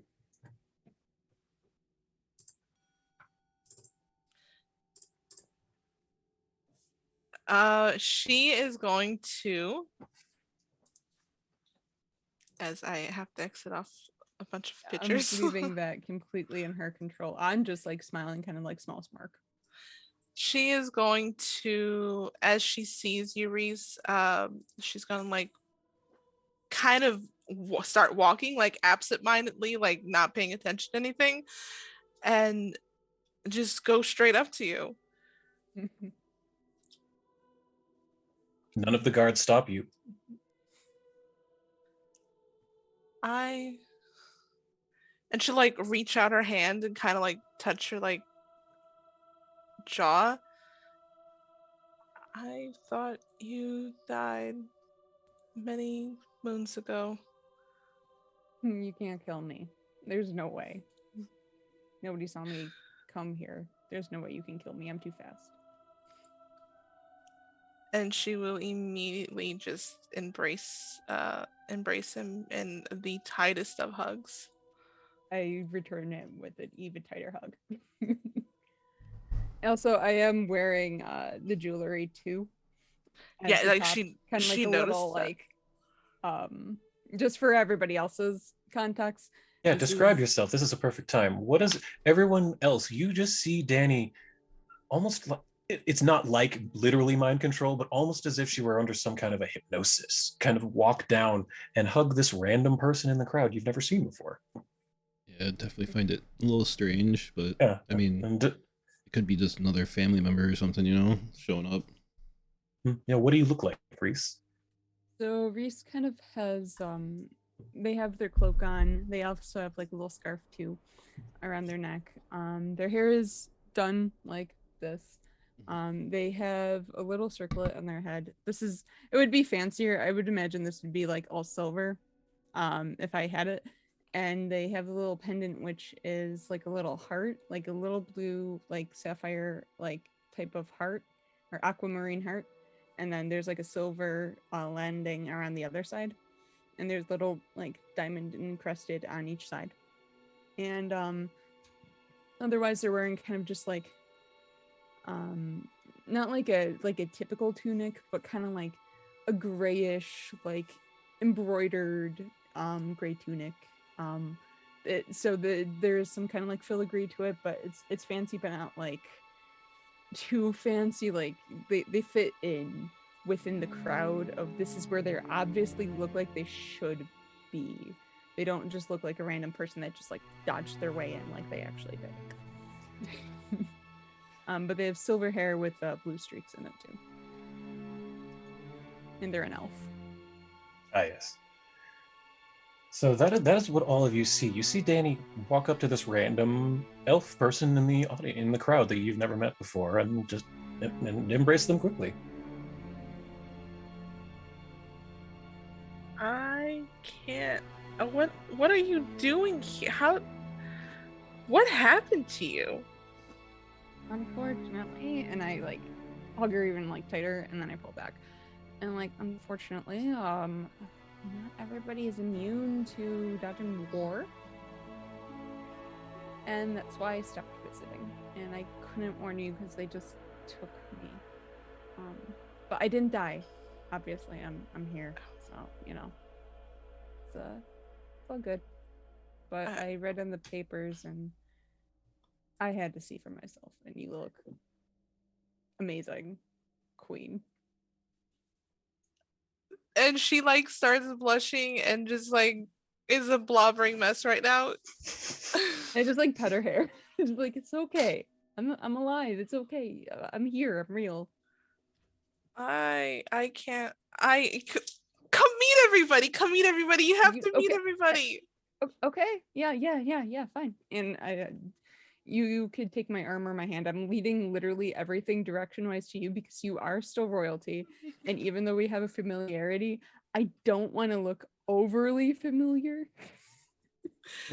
That makes sense. That's probably smart. There's a lot of guards looking at you, and now everyone is aware of your presence, and all eyes are on you right now. Not the entire crowd, but like the guards and Dani's friends. Everyone's looking right at you. Yeah. No more sneaking. People are staring at you. Sorry, that's because of me. And then she'll just take Reese to her group. I have a Reese, Lux, and Umbra, and you guys can like introduce yourselves. I don't want to do that. That feels weird. But it's my group. Hello. They look great. I love them. That's nice to meet you, Reese. My name is Demirius. Nice to meet you. Yeah. Got friend Zavid here. He's got cool pompadour and Khan. Yeah, cool. Being a very loose interpretation. You look good, all right? You look so good. Pompadour, not your normal look. No. The top hat I like. The pompadour is a little much. But by the way, I'm looking over at the grandma and the brother. Do they recognize Reese? No. I had to think about that one. They do not. That was an excellent question, though. So I'm trying to pick up the vibe here, because like obviously Dani knows him. So I'm like, is this a family member or like who is this person? Reese used to. So you guys know that I lived in a tower for like 103 years. Yeah. And right, okay. So Reese used to sneak up the tower, like this character that I read about in a book, and they used to Yeah. Okay, now it's all making sense. Okay, hello Reese, good to meet you. I look over to the family members that I clearly know are the family members because of my knowledge. What do they look like? I don't think they know this information, so I'm just kind of curious. This is the first time they've heard of this. The two elves are kind of eyeing you suspiciously, but with how happy Dani is to see you. They're not giving you like any mean mug. Eredril, the tiefling one, the purple one with the horns, he's a little more stern looking, but this is sort of, younger sister kind of thing. But again, with how Dani reacted to you, they are not looking intimidated or concerned at all. And Bruce, the fiance, he's just smiling away, looking around, happy to be a part of everything. Okay, cool. Yeah, And they're not as tense anymore as soon as they say that. They like look right over to like the grandmother, the brother, everybody else, like, okay, all right, cool, all right, we're good. Yeah. And this is the best like bloody mess we have ever. And she points to like Khan. Yes. Usually I don't like this fancy, you see. It's all a big trick on the general populace. Gets them off guard, Oh, I exactly know. And I actually pull something from my bag. And what animal again is Khan again? She is rat folk. She's an Isoki. Okay, cool. I go to Khan and I take like a tiny little jewel out of my bag. I'm like, here. I think it'll complete your look. I can't decide whether to be charmed or feel patronized too. A little both. Why can't it be both? Thank you. I put it in my mouth. Put it in my cheek pouch where it will live with my potion. That does not shock me. So I'm not saying that, but for Reese, that doesn't shock Reese at all. He's just like, yeah, that's what I thought. Stereotypes exist for a reason. Got it. Look, I was worried that you were gonna like take some cheese out of your pocket. No, it's a tiny Now little that would have been just patronizing. Yeah. Yeah, I would have had to maybe eat your hand a little bit. Nibble a skin off your bones. Everybody give me a perception check in the dice tower, please. Alright.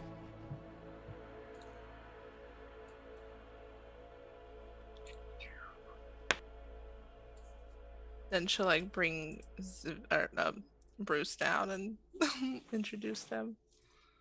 Oh yeah. Hi there. I'm Bruce, Mithril. Nice to meet you. Nice to meet you too. You're the ones that they talked about in the paper about with Dani. Congratulations. Well, thank you. We've been dating for a little while now, and we figured what better way to bring the nations of Druma and the dwarf lands together. Plus, I'm kind of nuts about her. Yeah, she did. It was her idea. That does not shock me. It should. I love it. Absolutely. Like, you seem very nice. Wait, what do you do? Oh, I'm a blacksmith. Learned everything I know from my mum over there. And he points to this person that none of you had actually even seen before. Yeah. And he points to her and he kind of motions over. And this stout dwarven woman in ceremonial plate mail, neck to toe, steps up, her beard and hair, a beautiful, what is this? What's a purplish mahogany almost? Oh, I have a picture of her here. Her beard itself has jewels and gold weaved into it, just like your hair, Dani. She walks up to you and says, Oh, hey. So you're the beautiful little lassie that Bruce has been all gabbing about. My name's Magdalene Mithril. Glad to meet you. And she looks around incredibly nervous, like more nervous than what she was when meeting her grandmother. Like, okay, or this is mother-in-law. Oh shit. And she's like, it is wonderful to meet you, Mrs. Ma'am Mithril Arm. Oh god, I'm so sorry. I'm so bad at this. Oh, my sweet summer child just got in here. and she walks up and gives you a big hug. Oh, that's It's strong. That's a hug, all right. Oh, I think that's a rib. Oh, Yep, that's a rib. thin as a leaf. You need to eat a little bit more, my child. I think the dwarven cuisine will do you some good. As long as it doesn't have meat in it, we're good. Oh, hey, there's not much meat down in the mines. Then that sounds amazing. Maybe we can have dinner one of these days. Oh, Kiara, of course. That sounds great. Bruce, you really got a good one. And he's blushing bright red as his tanned blacksmithy skin can blush. Oh, my sweet man. And she just like leans into Bruce. So, as all this is happening, this kind of checks out that it's Zavid who notices this. Zavid, when this emotional bonding, family meeting family stuff is happening, your mind and eyes are wandering. You don't care anymore. You've been looking around. You know, some people have started filtering out from the crowd, but there's still a lot of people still here.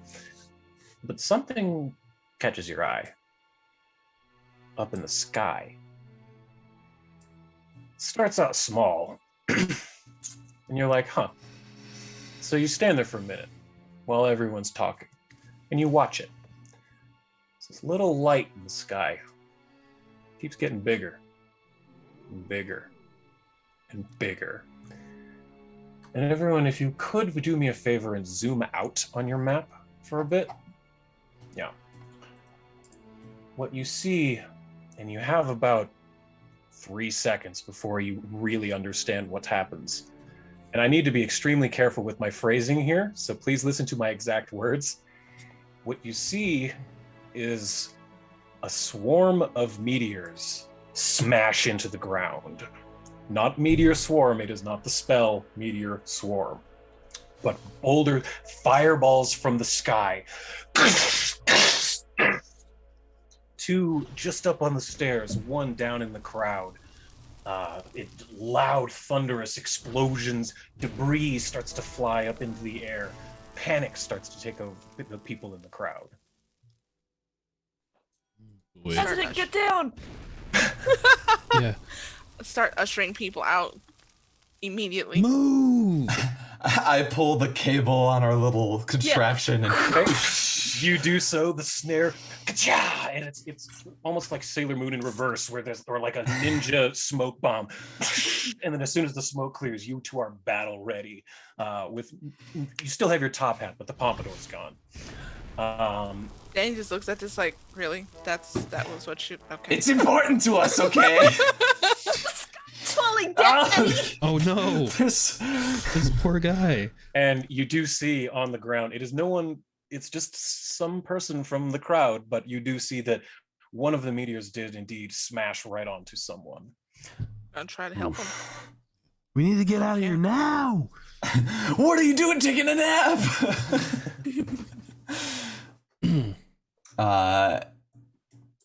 Yeah, I'm gonna, so in the midst of all this, like, of course something was gonna go down. This wasn't gonna go down without a hitch. Of course not. I'm running over to the sibling, and I'm like, my eyes are on you. Someone's after you, probably. I don't know. Yeah. I need to make sure that you're safe. We need to get them out of I here want you safely. to give me a religion check in the tower real quick, Zavid, since you brought that up. You're actively thinking about it. You're not just reacting. Yes. So let me make sure I get the right one. That was a good roll. So you get some information, but I have to... There it is. You remember, you have a flash of a memory of speaking with the swarm. You remember that mechanome up in the observatory? You remember it was going through planet by planet what would happen as the conjunction approached, and you recall him talking about the diaspora. And I can share this for you since you had it and you studied that book. The diaspora there, where all of those asteroids, essentially the asteroid belt of the Galarian system, that the conjunction would start loosening rocks from their orbits and they would start falling.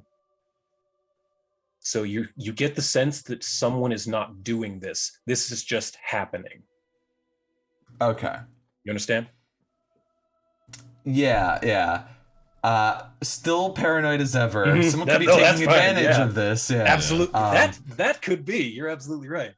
I'll sort of like shout to the group like, I think it is the asteroids from the conjunction. This is the early signs, but we still need to be on our guard. Whatever it is, we Scream need it to get at to your shelter. coronation, chill. These people need to find safety. We need to get Dani and her brother out of here. We need to go. As you say that, you hear a noise from the rocks there. Oh God! As they're crack, and they crack open like an egg, and you see hideous creatures. Xenomorphs? One like a giant crab with spikes all over it, and on its back, bubbles that have brains inside of it. In addition, flying up onto the backs of those are these spiny, crystalline creatures with wings and claws. And I would like everyone to roll initiative, please. What are we now? Yeah, baby. Are we fighting aliens now? Kinda. Yes. So boop. Oh yeah, Reese. For initiative, it's on the front, the main tab of your character sheet, and then grab the thing that's on sort of the right center. Says initiative perception plus 16. Grab that plus 16 and drop it in the chat. Or you could do stealth. Like, I like that me and Reese both have 32. We're in sync again. We're so in sync. Whoa. Yeah, there's no way baby. that's right. Cool. There's no way that's right. You've never Why seen are me in those all action of yet. us? Oh.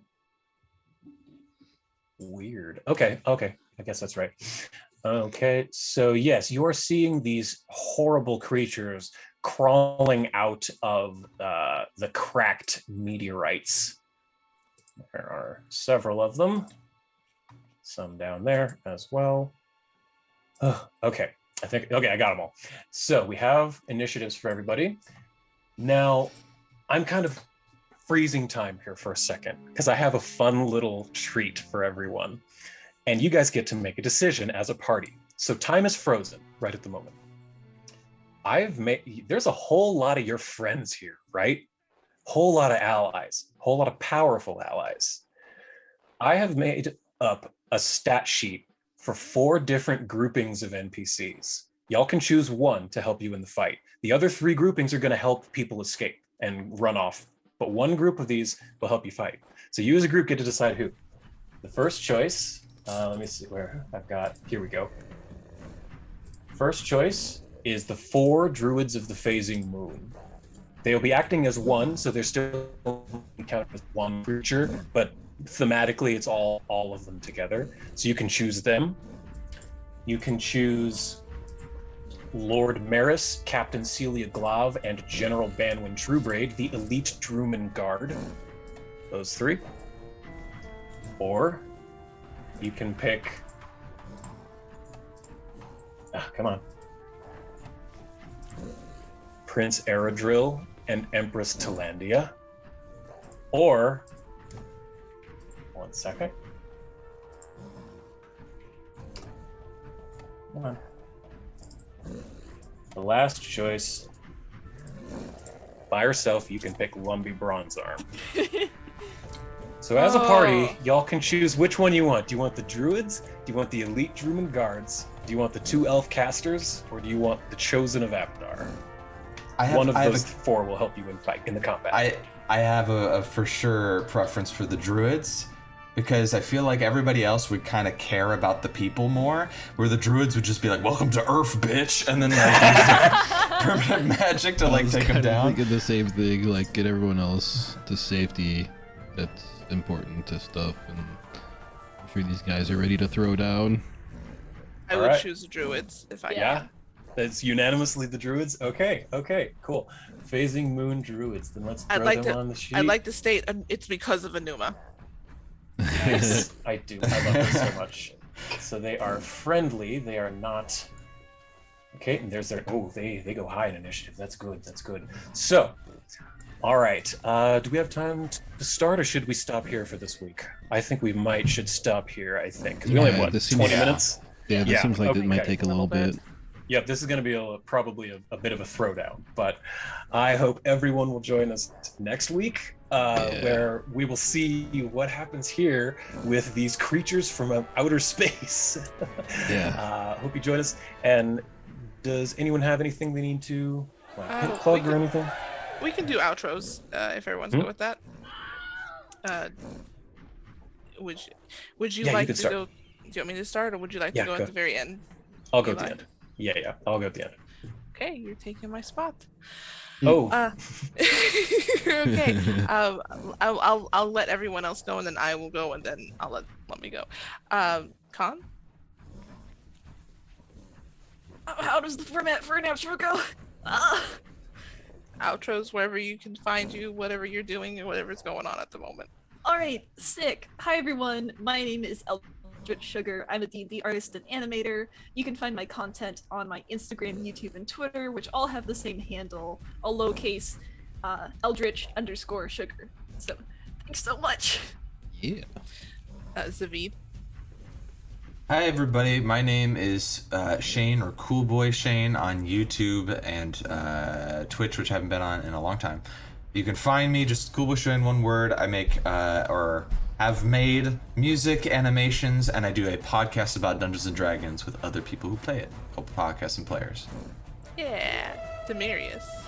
Hello, Abe is Sinister, Abe_Sinister, Bird App, Twitch, do Saturday games, and then fun games here. This one and out Wednesday, our vampire game. Thank you. Reese. Hi everybody, I'm Elliot. I have been playing Reese, and you can find me on the internet at Chaos Them for all the organized things of where to find me, as well as Chaos Elliot, where all the unorganized stuff goes. I'll be on here, of course, every Sunday. I will also be here starting next week for Revolt on the Brain, which is a Vampire the Masquerade game. I'm so excited. You might see someone else in this crew if you've seen the little promotion about it not too long ago. And then I'll also be in a Scion game with let me just make sure I'm getting them right. With Lawful Good Media, and that should start sometime mid-month, which I'm very excited about. They have some ties a little bit to this character. I made these two at the same time, so I made them very similar but very different. So I'm very excited about that. I will go next. Ashley DeBard on all social medias. We have a merch store, so I and Abe did the one of the art for said shirt in the merch store, so check that out. Everything that comes in goes directly to working to pay our players and helping grow the channel. So we appreciate every little thing. Occasional Draxilian, occasional blue collar DM. Wednesday you will find me here storytelling my V5 Vampire the Masquerade game with Abe over here playing a very interesting character. Join us. yeah, he's not this come join us. Learn more about him. You will find us on the 11th for a Primogen meeting. There is 8 people in one game. Come join us for that. We have, let's see. Oh yeah, Revolt on the Ride, like Elliot was saying. That will be happening starting on the 14th, I believe. Huddy will be running through a V5 game, which is going to be amazing, and I'm very excited for it. If I'm missing anything, just follow Ashley DeBard on social medias. I'm gonna hand it over to Eli. The spiel. Okay, yep. I'm used to doing this. You go do it now. Yeah, I'm Lumpy Bronzearm. On Twitter, I'm ChairheadMD. I'm not very active, so not much going on there. I don't have a lot going on as far as plugging, but on a more serious note, before we go, I would like to say a couple of words. Longtime watchers of Tales from Shadow Valley may have noticed that Dirge was not here today. Sadly, our beloved Jake has passed on, and we all miss him very dearly. So please make sure that you check on your friends and loved ones, and know that help is out there. So thank you all for being with us tonight, and we'll hope to see you next week as we continue on in our story. And remember that trans rights are human rights. Yeah, they are. Your role matters, and you are not a critical failure. And here at the Bard's Playhouse, we love you. See you next week. Mm-hmm. I'm like a falling star. I burn Good. alone. I completely forgot about that part. Sorry. Without a home, underneath this empty sky, just waiting for a sign. And it seems to me that gravity has got its hold on me, but I'm about to break free. Mothership, take me home tonight. Help me find a way to turn this darkness into light. Oh, mothership, take me home tonight. Help me find a way to turn this darkness into light. Like a flare without a spark, a shadow wish into the dark. Far across the galaxy is where I dream to be. And it seems to me astrology has got its plans for me. I just gotta believe. Oh, mothership, take me home tonight. Help me find a way to turn this darkness into light. Oh, mothership, take me home tonight.